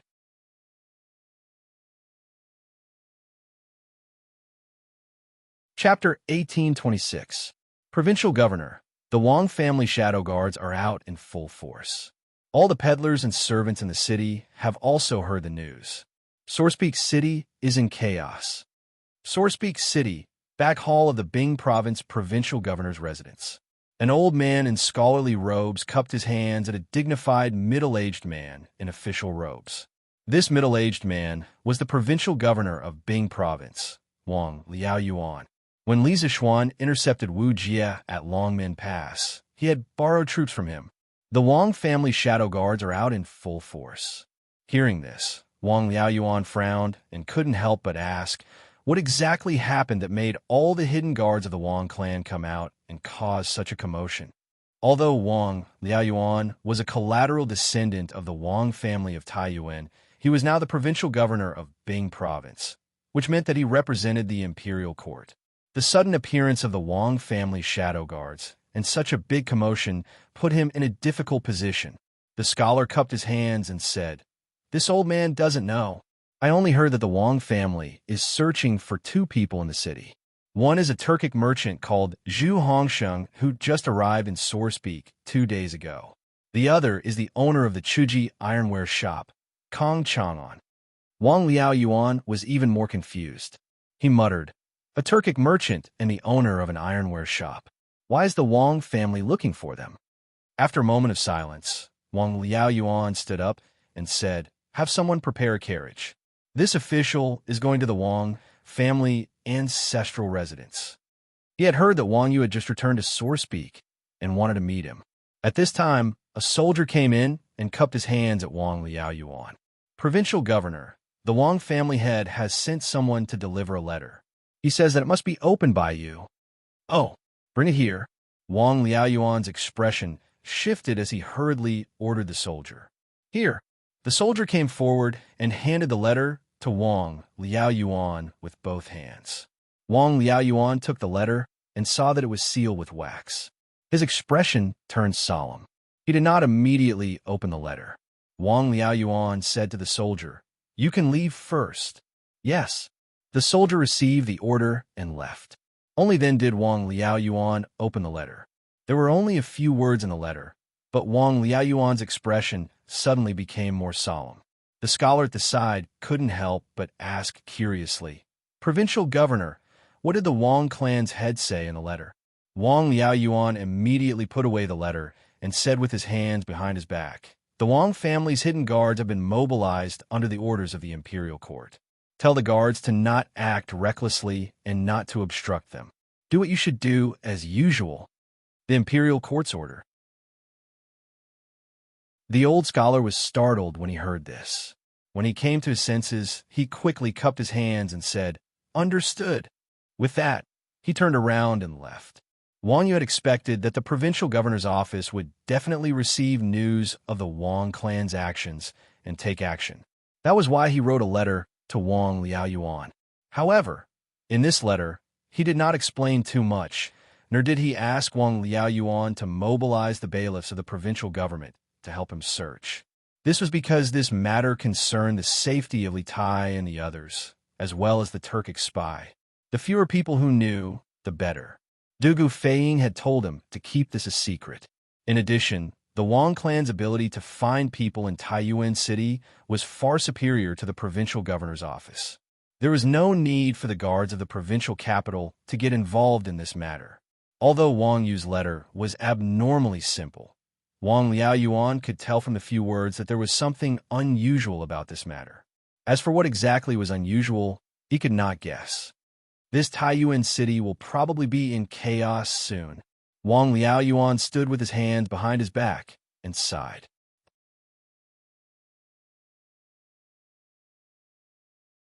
Chapter 1827. Yuzhou was located to the northeast of Chang'an. Together with Ji, Yun, and Feng provinces, they formed a firm military barrier on the northern border of the Great Tang. 70 li north of Yuzhou, one would enter the territory of the Turks. Another 30 li north would bring one to the Tuli Khan's Yatan. For a Khagan of the steppe to set up his tent on the border of the Great Tang seemed extremely illogical, but there was a reason behind it. The Tuli Khagan was a member of the Ashina clan named Shparga, and he was the son of Shibi Khagan. In the second year of Wuda, Shibi Khagan died of illness.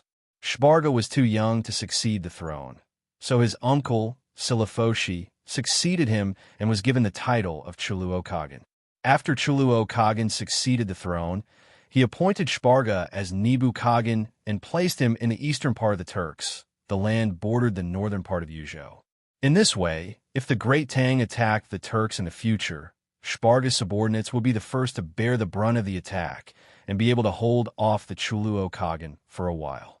If the Turks attacked the Great Tang, Shparga's subordinates would be the vanguard and charge into the enemy lines for Chuluo Khagan. If Shibi Khagan knew in the netherworld that his brother treated his son like this, would he be so angry that he would flip open his coffin lid? But this was not the end. In the fourth year of Wuda, Chuluo Khagan died, and Shparga's other uncle took over the throne, becoming the current Shieli Khagan. After Shieli Khagan took the throne, in order to win over the old subordinates of Shibi Khagan, he appointed Shparga as Little Khagan and put him in charge of the chitons and swans. However, the location of Tuli's tent did not change. It was still connected to Yuzhou in the south, located in the eastern part of the Turks. It was a special military barrier between Li and Shieli. At this moment, a caravan was traveling on the steppe, and they were heading in the direction of Tuli Khagan's tent.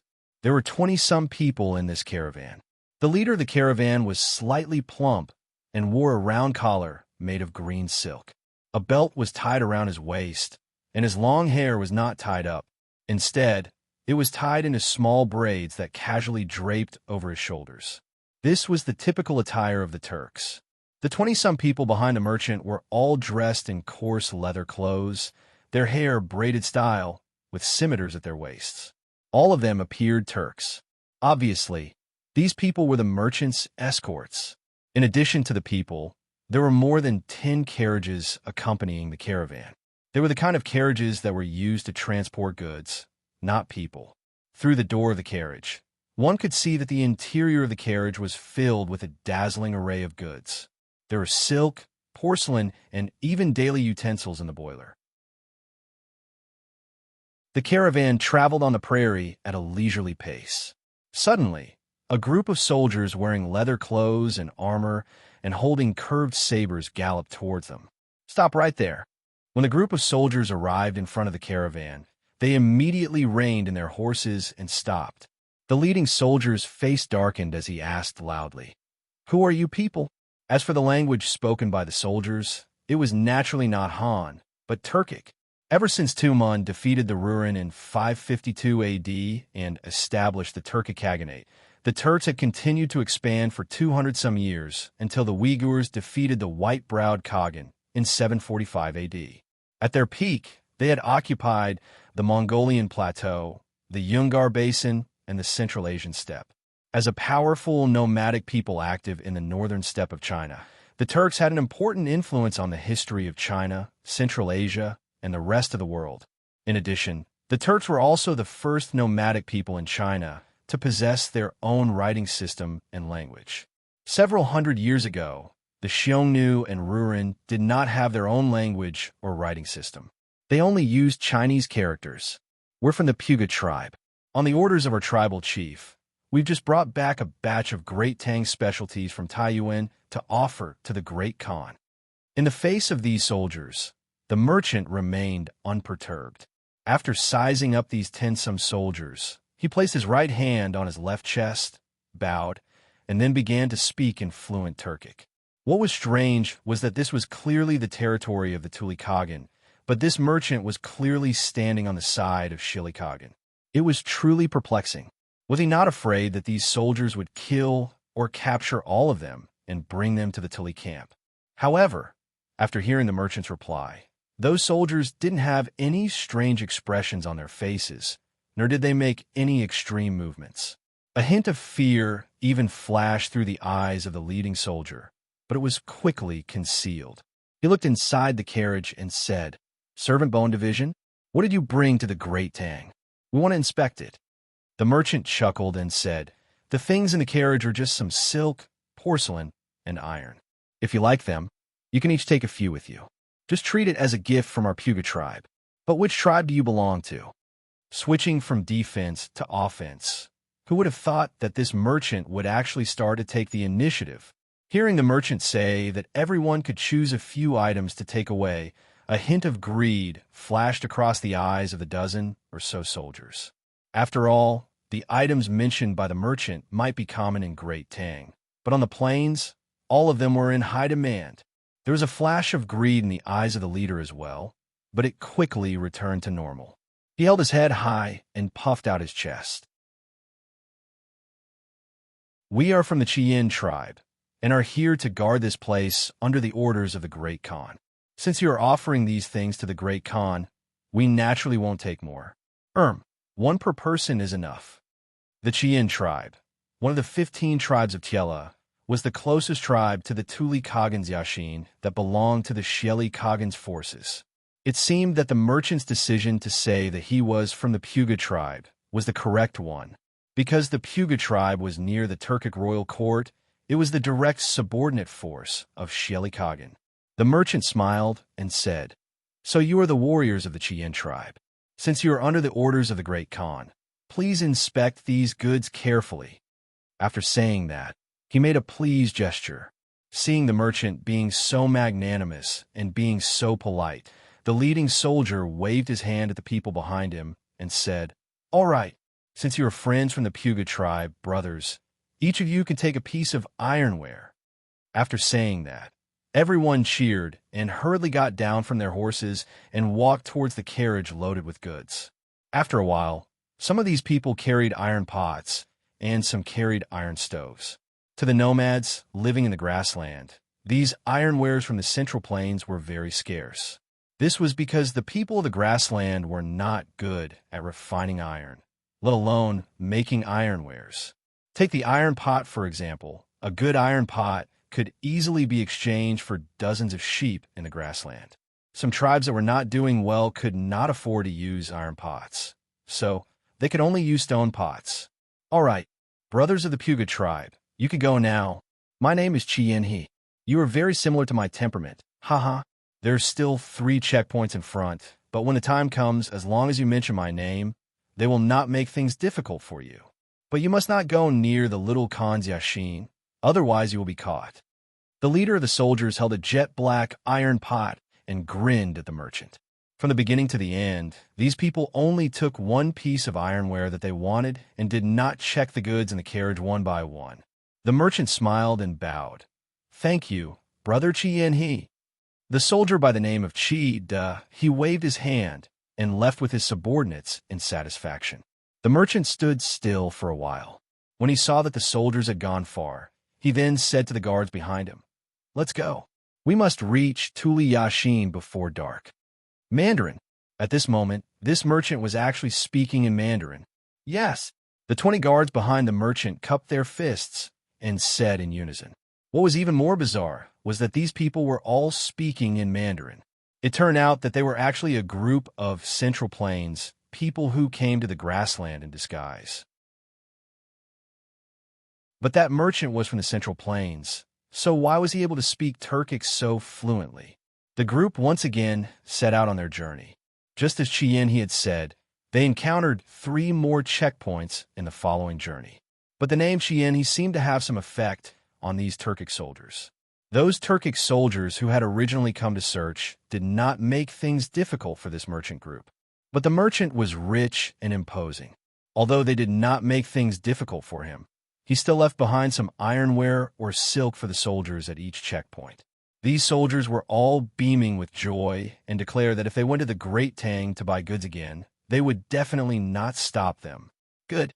We should be safe from now on. After passing through the last checkpoint, the leading merchant finally let out a sigh of relief and said, Duke Jew, you are truly formidable. Those Turkic soldiers were all fooled by you. At the start, this general was sweating for you." Hearing these words, the guards behind the merchant all let out a sigh of relief. Among them, the leading guard could not help but look at the merchant with a face of worship and sigh. Duke Jew. This merchant dressed as a Turkic was actually the Duke Jew, Tang Jian, who had secretly departed from Chang and 10 some days ago on a diplomatic mission to the Turks. Who could have imagined that the mighty Duke Jew of the Great Tang would disguise himself as a Turkic merchant and even speak fluent Turkic? At this moment, the other guards also looked at Tang Jian with admiration. This man had single-handedly led them through Xieli's checkpoints, making it difficult for them not to admire him. Tang Jian stood with his hands behind his back and faintly smiled. When we go on a diplomatic mission to the Turks, we are already dancing on the edge of the blade. In the future, we will definitely encounter many more dangerous situations than today. If we want to return alive, we must be extremely careful. And at the same time, we must also prepare ourselves mentally. At this moment, Tang Jian's hair and beard were blowing in the wind. He was just like Zhou Yu, calm and composed, confident and at ease. This sort of mentality was simply explosive. Yes, everyone agreed. The leading guard hesitated for a moment, then said, Duke Zhu, this general has a matter that I do not understand. Earlier, why did you tell that Chi-Kaha that we were from the Boga tribe? This territory belongs to Tuli Kagan. When you said this, were you not afraid that Chi-Kaha was one of Tuli's men and would kill us all? He knew a little of the Turkic language, but he was far less proficient than Tang Jian. Just now, he had also understood a portion of the conversation between Tang Jian and Chi-Kaha. It was precisely because of this that he was sweating for Tang Jian.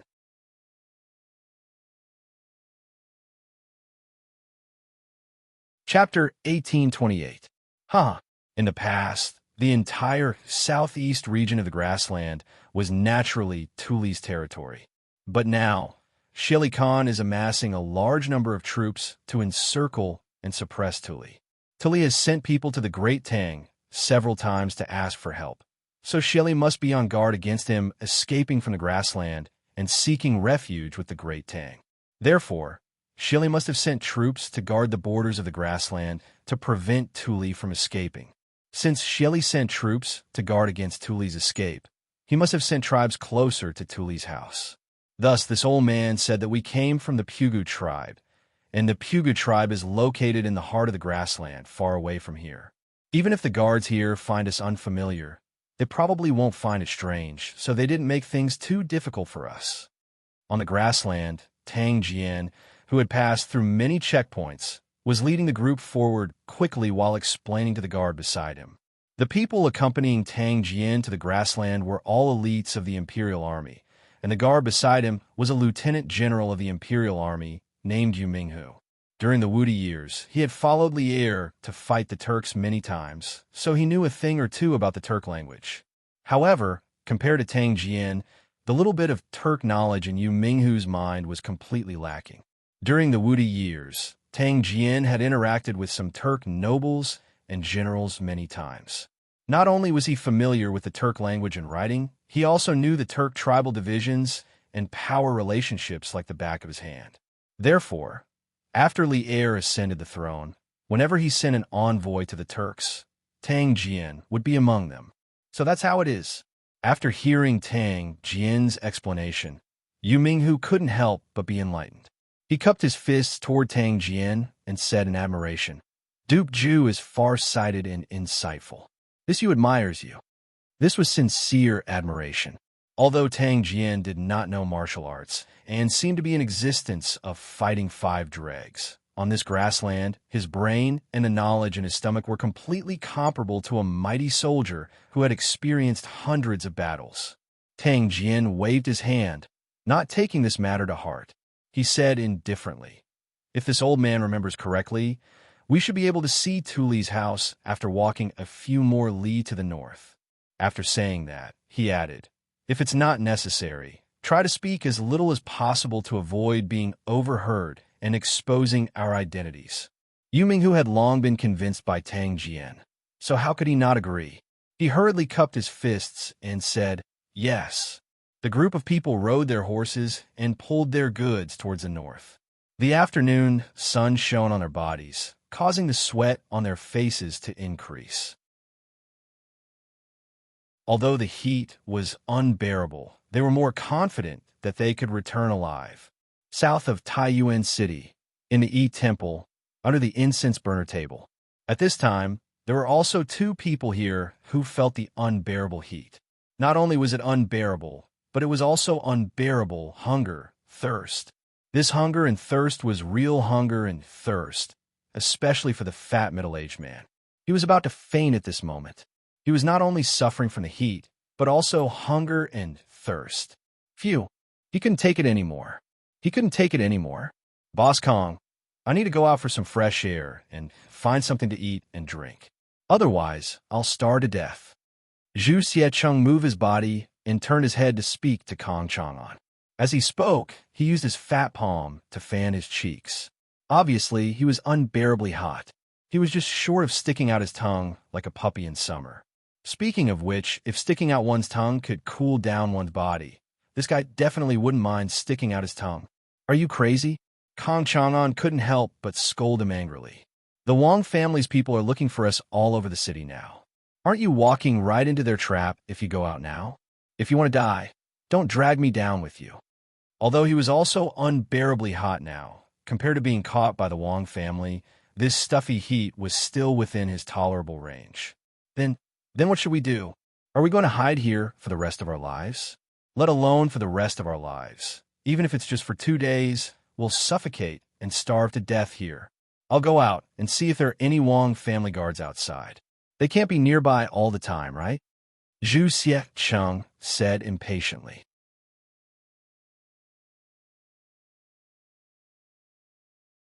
Chapter 1829. Reporting to Patriarch, Zhu Hongxing's attendants, as well as the manservant and shopkeeper of the Chu ironware shop, have all been captured by us. However, Zhu Hongxing and Kong Chang'an's whereabouts are unknown. Their attendants and subordinates are all stubborn and unwilling to divulge their whereabouts. Oh, right, and that Zhu Hongxing is a fake name. His real name is Zhu Xiqing. Taiyuan, the Wang family's ancestral home. A tall man in black with a round collar cupped his fist and reported to Wang Yu. Other than the 2 of them, Princess Tang and Wang Bing were also in the room. The pursuit of Zhu Shiqing and Kong Chang'an involved a secret mission of Yanhuang College, as well as the safety of Li Tai, the Tang Empire's prince. Therefore, Wang Bing had only used his authority as the master of the family to help Dugu Feiying catch the spies. As for the details, he hadn't told anyone else in the family. It wasn't that he didn't trust them, but that he didn't dare to, because the slightest mistake could doom the Wang family. Even so, Wang Yu had still told Princess Tang and in Wang Bing about the inside story. Firstly, these two were his closest relatives and were absolutely trustworthy. Secondly, these two were experienced and quick-witted people. After knowing the inside story, wouldn't they be able to help Wang Yu come up with a solution? Zhu Shiqing? I remember that there's a Turkic tribe called the Shadowwa tribe, and most of the tribesmen have the surname Zhu. Combined with today's situation, there's really something going on behind these two people. Wang Yu's expression turned cold. He snorted and said, "Since those servants refuse to speak, Cheng Wu, immediately hand them over to Dugu Feiying of Tongfu Inn. They're the Imperial Army, and they have plenty of ways to make those servants talk. After you go, report the current situation to Dugu Feiying. Tell him that the Wang family will do their best to pursue Zhu Shiqing and Kong Chang'an until they're found." Wang Chunwu. This tall man was called Wang Chunwu, and he was the commander of the Wang family shadow guards. He was a grandmaster who had been trained by Wang Yu. Hearing this, Wang Chunwu saluted respectfully and said, "Yes, master." Then he turned and left. The room fell into a brief silence. With the revelation of Zhu Xiecheng's identity and the fact that Zhu Xiecheng and Kong Chang and subordinates refused to reveal their whereabouts, this undoubtedly confirmed that these two people's backgrounds were not clean. "Master, do you think we caught the wrong person? Zhu Xiecheng and Kong Chang'an are just merchants. Maybe they aren't the Turkic spies the Imperial Army is looking for?" Unexpectedly, Princess Tang and suddenly spoke at this moment. When Wang Yu heard this, he frowned and said without thinking, "Madam, how is that possible? If the two of them were not Turkic spies, why did they conceal their identities and hide now? If this was not a guilty conscience, what else could it be? This old man suspects that these two are not only Turkic spies, but Turkic spies that have been hiding in Taiyuan City for many years. Otherwise, how could my Wang clan not have found their whereabouts even after mobilizing all its forces? This group of people must have accomplices in the city." Even though Wang Yu's words were reasonable, Princess Tang and still shook her head and said, "Master, they concealed their identities and hid here and there. Perhaps they did something illegal in their daily lives, but it doesn't necessarily mean that they are Turkic spies. Moreover, Master, don't you think that they were exposed too easily? If they were Turkic spies, how could the Imperial Army, which has only been in Taiyuan City for a day, have caught them?" Wang Yu couldn't help but be taken aback by Princess Tang Anne's words. This was a contradictory topic. According to his previous analysis, Zhu Xiecheng and Kong Chang were Turkic spies who had been hiding in Taiyuan City for many years and had many accomplices. But if this was the case, how could they have been discovered as soon as Dugu Feiying and the Imperial Army arrived in Taiyuan City? Then weren't these two Turkic spies too weak?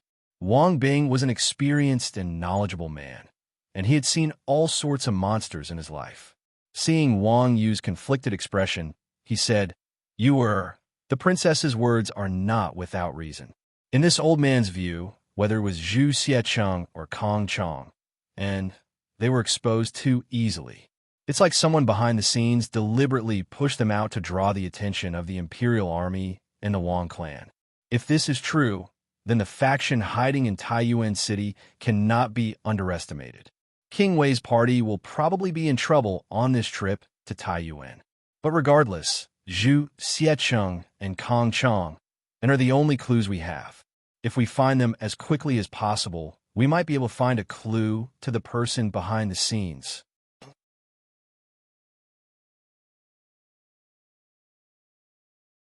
Chapter 1830. Whoosh! In the blink of an eye, The cold light outside the field was only 3 feet away from Zhu Huiqing. At this moment, no one had time to react. Some people didn't even notice the cold light in the air. First, it was because the speed of the cold light was too fast. Second, it all happened too suddenly. The figure outside the window appeared without any warning. At the same time, the cold light also appeared. The cold light pierced through the paper window and went straight for Zhu Huiqing's throat. Silencing. Someone actually dared to kill someone right under the nose of the Imperial Army. Bastard. Du Guofeng was the first to react. Seeing this, he was both shocked and angry. At this time, he didn't have time to call for help. Even if he did, it would be useless.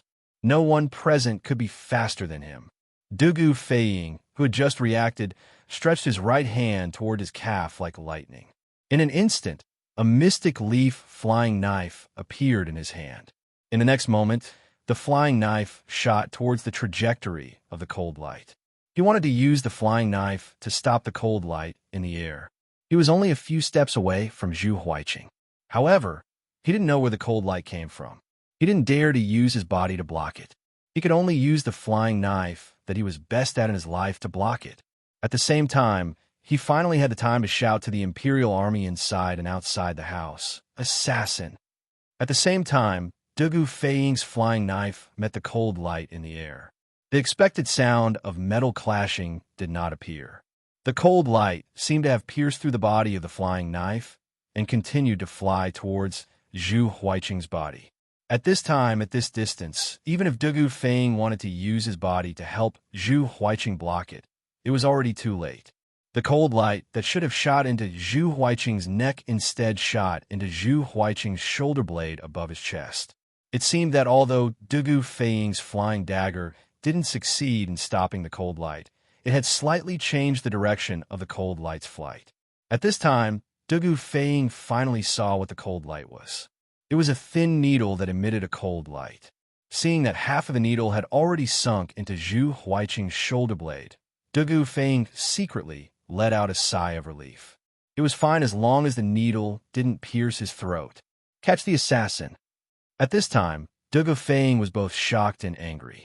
He roared and turned his head to look out the window, but at this time, there was no one outside.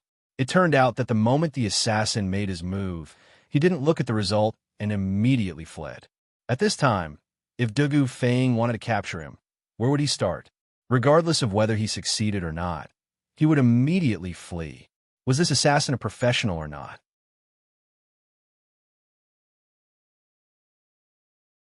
Or perhaps the opponent was confident that he could kill the target with this move.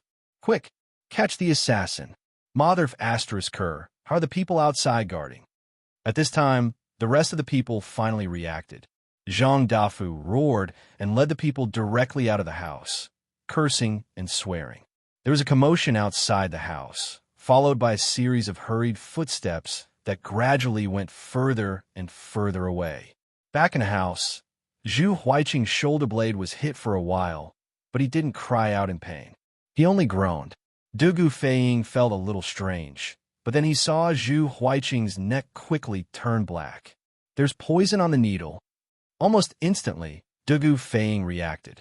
He quickly squatted down, grabbed Zhu Huiqing's shoulder, and shook it, saying, "How are you? The person you want to protect wants to silence you. Tell me quickly, why did Zhu Huiqing come to Taiyuan? Where's he hiding now?" "He's taking revenge." At that moment, Zhu Huiqing could feel his life draining away rapidly. After hearing Du Guofeng's words, he opened his mouth, wanting to tell Du Guofeng about the matter. However, he suddenly felt his head become extremely heavy. He wanted to fall asleep right there and then. He opened his mouth for a long time, but he couldn't even say a complete sentence. After spitting out 4 words intermittently, this guy's eyes rolled back, and he finally stopped breathing. At this time, not only did his neck turn black, but his entire face also turned black, and black blood flowed out from the corner of his mouth. Du Guofeng was very unwilling, and he shouted in a low voice, "Where are you? What revenge? Wake up quickly." As he spoke, Du Guofeng reached out to check Zhu Huiqing's breathing, but he didn't feel anything. Dugu Feiying's heart suddenly sank to the bottom of the valley. What a strong poison. It actually kills the throat as soon as it touches blood. Dugu Feiying muttered to himself and stood up, while Zhu Huiqing, who had no one to support him, fell to the ground. Dugu Feiying stood with his hands behind his back, his face as calm as water. He didn't say a word, and he was waiting for his subordinates to return. In the small house, the rest of the people saw Zhu Huiqing's tragic death, and all of them were so frightened that their faces turned pale and their bodies trembled. They didn't even dare to breathe loudly. Dugu Feiying didn't have to wait for long. After about 15 minutes, Zhang Dafu brought a group of Imperial Guards back. How was it? Did you catch the assassin? Dugu Feiying's face darkened as he asked. Zhang Dafu's face was full of shame as he cupped his fists and said, reporting to General, that person's martial arts is very strong, especially his Qigong is very good, and he should be a Grandmaster expert. I brought people to chase him down 2 streets, but in the end, he disappeared. Grandmaster expert. Dugu Feiying was shocked when he heard this. Although Grandmaster experts were the most powerful in this world, if a mortal wanted to reach the Grandmaster realm, talent, hard work, and opportunities were all indispensable. In this way, Grandmaster experts represented the top of the martial arts world, and there were only a few Grandmaster experts in this world. They were definitely not some common trash. To be able to send a Grandmaster expert to assassinate a person, how powerful was the other party? This question appeared in Dugu Feiying's mind, and it was terrifying to think about. From the martial arts, can you tell where the other party came from? After thinking for a while, Dugu Feiying frowned and asked. Zhang Dafu thought for a while and said shamefully, we didn't fight with that person, and we were in a hurry to catch up to him, so we didn't look carefully. What he meant was that he couldn't tell.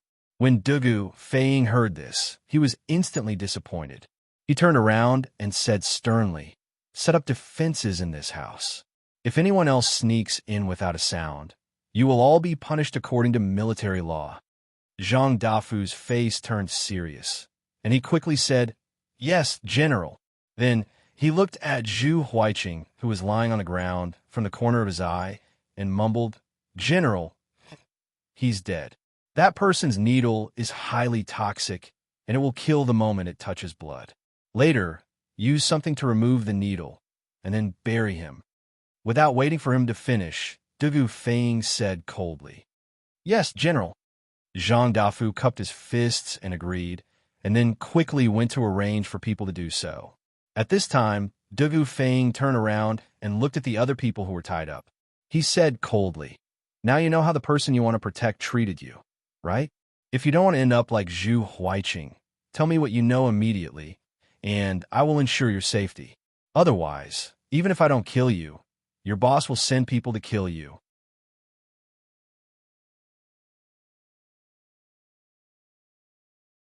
Chapter 1831. A living person was still stubborn in front of Dugu Feiying just a moment ago, and the next moment he was bleeding from all 7 orifices and died on the spot. This kind of strong impact made the people who were caught by the Imperial Guards all change their expressions. Especially Dugu Feiying's last sentence, even if I don't kill you, your boss will send people to kill you. It directly broke down their inner defenses. Because anyone with a discerning eye could see that Zhu Huiqing's death was definitely caused by another group of people.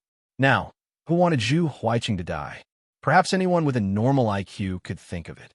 Under the immense fear of death, many people immediately took the initiative to jump out. The manservant named Zhao Fugue wanted to kneel down and kowtow to Dugu Feiying, but because his hands and feet were tied, he couldn't make any large movements. Thus, kowtowing became bowing over and over again. He repeatedly said, he kept saying, General, please spare me. I'm really from Wutai County in Daizhou. I'm not a Turk. I've already told you everything I know. Please be merciful and let me live. After he finished speaking, another servant said, General, I'm also from Wutai County in Daizhou. Like Zhao Fugue, I was recruited by Boss Zhu to transport goods in Taiyuan. However, There was one night when I woke up in the middle of the night and heard Boss Zhu and Zhu Huiqing talking. However, I didn't dare to get close at that time. I only vaguely heard Boss Zhu say, "Big business. Contact. I have already told you everything I know. I beg the general to protect my safety. I have old and young to take care of. General, my name is Chu Mingxian. I'm the accountant of Chuji Ironware Shop. I know where the Ironware Shop's account book is hidden. I can take you there. These years, Boss Kong has done business with some unknown people many times. It's all recorded in the account book. In the face of a choice between life and death, no one wanted to die. So, driven by the desire to live, what was supposed to be an interrogation session turned into a confession session. 5 of Zhu Shiqing's followers and 6 of Chuji Ironware Shop's employees all rushed to confess what they knew, hoping that Dugu Feng could protect them from being killed. Naturally, these people's words fell into Dugu Feng's ears. Hearing these fragmented clues, Dugu Feng suddenly felt a headache. He wasn't good at finding the truth from fragmented clues. This kind of thing should be his brother Dugu Xian's specialty. Suddenly, after hearing Chu Mingxian's confession, Dugu Feng's eyes suddenly lit up. He quickly went forward and grabbed that person's shoulder, asking, "Since you're the Ironware Shop's accountant, do you know Kan Chang'an's background? Where is he from? What kind of people does he usually? How many people does he have under him?" Chu Mingxian was sweating profusely. General, please forgive me. Although Boss Kong is the owner behind the scenes of the Ironware Shop, he rarely shows himself. I've been the Ironware Shop's accountant for 2 years, and I've only seen Boss Kong less than 10 times, let alone speak to him. So I don't know Boss Kong's background. Seeing Dugu Feng's face darken, Chu Mingxian's heart thumped. He thought quickly, then said, "General, although I don't know, our Ironware Shop's shopkeeper, Yi Funian, definitely knows. Shopkeeper Yi and Boss have the most dealings. If there's anyone in our Ironware Shop who knows Boss's background the most, it's definitely him." Dugu Feng's heart skipped a beat, and he quickly asked, "Okay, then, who do you think is your Ironware Shop's shopkeeper among these people?" Chu Mingxian shook his head and said, "General, Shopkeeper Yi is on sick leave today. He should be at home now." "Then, where does Yi Funian live?" Dugu Feng's eyes flashed. Hearing this, Dugu Feng pondered for a moment, then immediately made a decision. He roared, "Zhang Dafu." Someone immediately ran in and shouted, "I'm here." A living person was still stubborn in front of Dugu Feng just a moment ago, and the next moment, he was bleeding from all 7 orifices and died on the spot. This kind of strong impact caused the faces of those who were caught by the Imperial Army to change color. Especially Dugu Feng's last sentence, "Even if I don't kill you, your boss will send people to kill you." It directly broke the line of defense in their hearts. Because anyone with a discerning eye could see that Zhu Huiqing's death was definitely caused by another group of people. And now, who wanted Zhu Huiqing to die? Anyone with a normal IQ would be able to figure it out. Under the immense fear of death, instantly, many people took the initiative to jump out. The servant called Zhao Fuguwei wanted to kneel down and kowtow to Dugu Feng, but because his hands and feet were tied, he couldn't make any large movements. Thus, kowtowing became bowing again and again. He repeatedly said, "General, please forgive me. I'm really from Daijo's Wutai County. I'm not a Turk. I've already told you everything I know. I beg you to be magnanimous and let me live." After he finished speaking, another servant said, "General, I'm also from Daijo's Wutai County. I'm the same as Zhao Fuguwei. I was recruited by Boss Zhu to transport goods in Taiyuan. However, there was one night when I woke up in the middle of the night and heard Boss Zhu and Zhu Huiqing talking. However, I didn't dare to get close at that time. I only vaguely heard Boss Zhu say, 'Big business. Contact. I have already told you everything I know. I beg the general to protect my safety. I have old and young to take care of. General, my name is Chu Mingxian. I'm the accountant of Chuji Ironware Shop. I know where the Ironware Shop's account book is hidden. I can take you there." These years, Boss Kong has done business with some unknown people many times. It's all recorded in the account book. In the face of a choice between life and death, no one wanted to die. Thus, driven by the desire to live, what was supposed to be an interrogation session turned into a confession session. 5 of Zhu Shiqing's followers and 6 of Chuji Ironware Shop's employees all scrambled to confess what they knew, hoping that Dugu Feng could protect them from being killed. Naturally, these people's words all fell into Dugu Feng's ears. Hearing these fragmented clues, Dugu Feng suddenly felt a headache. This was because he wasn't good at finding the truth from fragmented clues. This kind of thing should be his brother Dugu Xian's specialty. Suddenly, after hearing Chu Mingxian's confession, Dugu Feng's eyes suddenly lit up. He hurriedly went forward and grabbed that person's shoulder. "Since you're the accountant of the ironware shop, then do you know Kong Chang'an's background? Where is he from? What kind of people does he normally interact with? How many people does he have under him?" Chu Mingxian was sweating profusely. General, please forgive me. Although Boss Kong is the owner behind the scenes of the ironware shop, he rarely shows his face. I've been the accountant of the ironware shop for 2 years, and I've only seen Boss Kong less than 10 times, let alone speak to him. Thus, I don't know Boss Kang's background. Seeing Dugu Feng's face darken, Chu Mingxian's heart skipped a beat. He thought quickly and hurriedly said, "General, although I don't know, our ironware shop's shopkeeper, Yi Funny and definitely knows. Shopkeeper Yi and Boss usually interact the most. If there's anyone in the ironware shop who knows Boss's background the most, it's definitely him." Dugu Feng's heart skipped a beat. He hurriedly asked, "All right, then tell me, who among these people is your ironware shop's shopkeeper?" Chu Mingxian shook his head and said, "General, Shopkeeper Yi is on sick leave today. You should be at home right now." "Then where does Yi Funny and stay?" Dugu Feng's eyes flashed. Hearing this, Dugu Feng pondered for a moment and immediately made a decision. He roared, "Zhang Dafu." Someone immediately ran in from outside and shouted, "General is here." A living person was still stubborn in front of Dugu Feng just a moment ago, and the next moment he was bleeding from all 7 orifices and died on the spot. This kind of strong impact caused the faces of those who were caught by the Imperial Army to change color. Especially Dugu Feng's last sentence, "Even if I don't kill you, your boss will send people to kill you." It directly destroyed their inner defenses. Because anyone with a discerning eye could see that Zhu Huiqing's death was definitely caused by another group of people. And now, who wanted Zhu Huiqing to die? Anyone with a normal IQ would be able to figure it out, right? Under the immense fear of death, many people immediately took the initiative to jump out. The servant from before, called Zhao Fugue, wanted to kneel down and kowtow to Dugu Feng, but because his hands and feet were tied, he couldn't make any large movements. Thus, kowtowing became bowing over and over again. He repeatedly said, "General, please forgive me. I'm really from Daijo's Wutai County. I'm not a Turk. I've already told you everything I know. Please be magnanimous and let me live." After he finished speaking, another servant said, "General, I'm also from Daijo's Wutai County. I'm the same as Zhao Fugue. I was recruited by Boss Zhu to transport goods in Taiyuan. But one night when I woke up, I heard Boss Zhu and Zhu Huiqing talking. But at that time, I didn't dare to get close.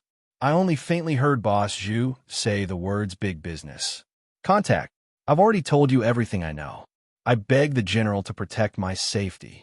I have elders and children to take care of. General, my name is Chu Mingxian. I'm the bookkeeper of Chuji Ironware Shop. I know where the ironware shop's account book is hidden. I can take you there. These years, Boss Kong has done business with some unknown people many times. It's all recorded in the account book. In the face of a choice between life and death, no one wanted to die. Thus, driven by the desire to live, what was originally an interrogation session turned into a confession session. 5 of Zhu Shiqing's subordinates and 6 of Chuji Ironware Shop's workers and servants all rushed to confess what they knew, hoping that Dugu Feng could protect them from being killed. Naturally, these people's words fell into Dugu Feng's ears. Hearing these fragmented clues, Dugu Feng suddenly felt a headache. This was because he wasn't good at finding the truth from fragmented clues. This kind of thing should be his brother Dugu Xian's specialty. Suddenly, after hearing Chu Mingxian's confession, Dugu Feiying's eyes suddenly lit up. He quickly went forward and grabbed that person's shoulder, asking, "Since you're the bookkeeper of the ironware shop, then do you know Kong Chang'an's background? Where is he from? What kind of people does he normally interact with? How many people does he have under him?" Chu Mingxian was sweating profusely as he said, "Gee, General, please forgive me. Although Boss Kong is the owner of the ironware shop, he rarely shows his face. I've been working as an accountant for the ironware shop for 2 years, and I've only seen Boss Kong less than 10 times, much less spoken to him. That's why I don't know anything about Boss Kong." Seeing Dugu Feiying's face darken, Chu Mingxian's heart skipped a beat.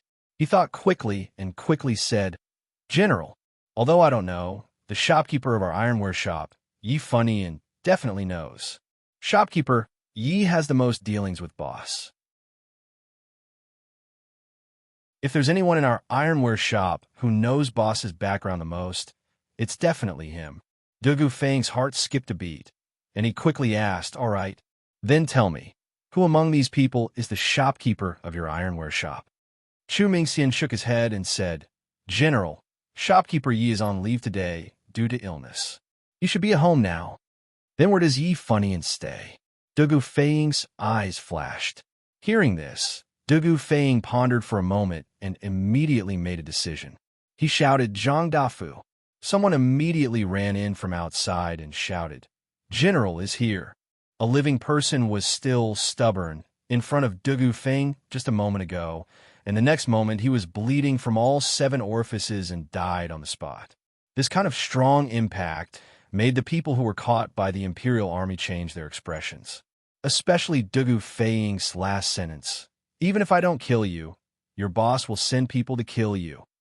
It directly broke down their inner defenses, because anyone with a discerning eye could see that Zhu Huiqing's death was definitely caused by another group of people. And now, who wanted Zhu Huiqing to die? Anyone with a normal IQ would be able to figure it out, right? Under the immense fear of death, many people immediately took the initiative to jump out. The servant called Zhao Fugue wanted to kneel down and kowtow to Dugu Feiying, but because his hands and feet were tied, he couldn't make any large movements. Thus, kowtowing became bowing again and again. He repeatedly said, "General, please forgive me. I'm really from Daijo's Wutai County. I'm not a Turk. I've already told you everything I know.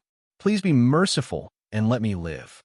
After he finished speaking, another servant said, "General, I'm also from Daijo's Wutai County. I'm the same as Zhao Fugue.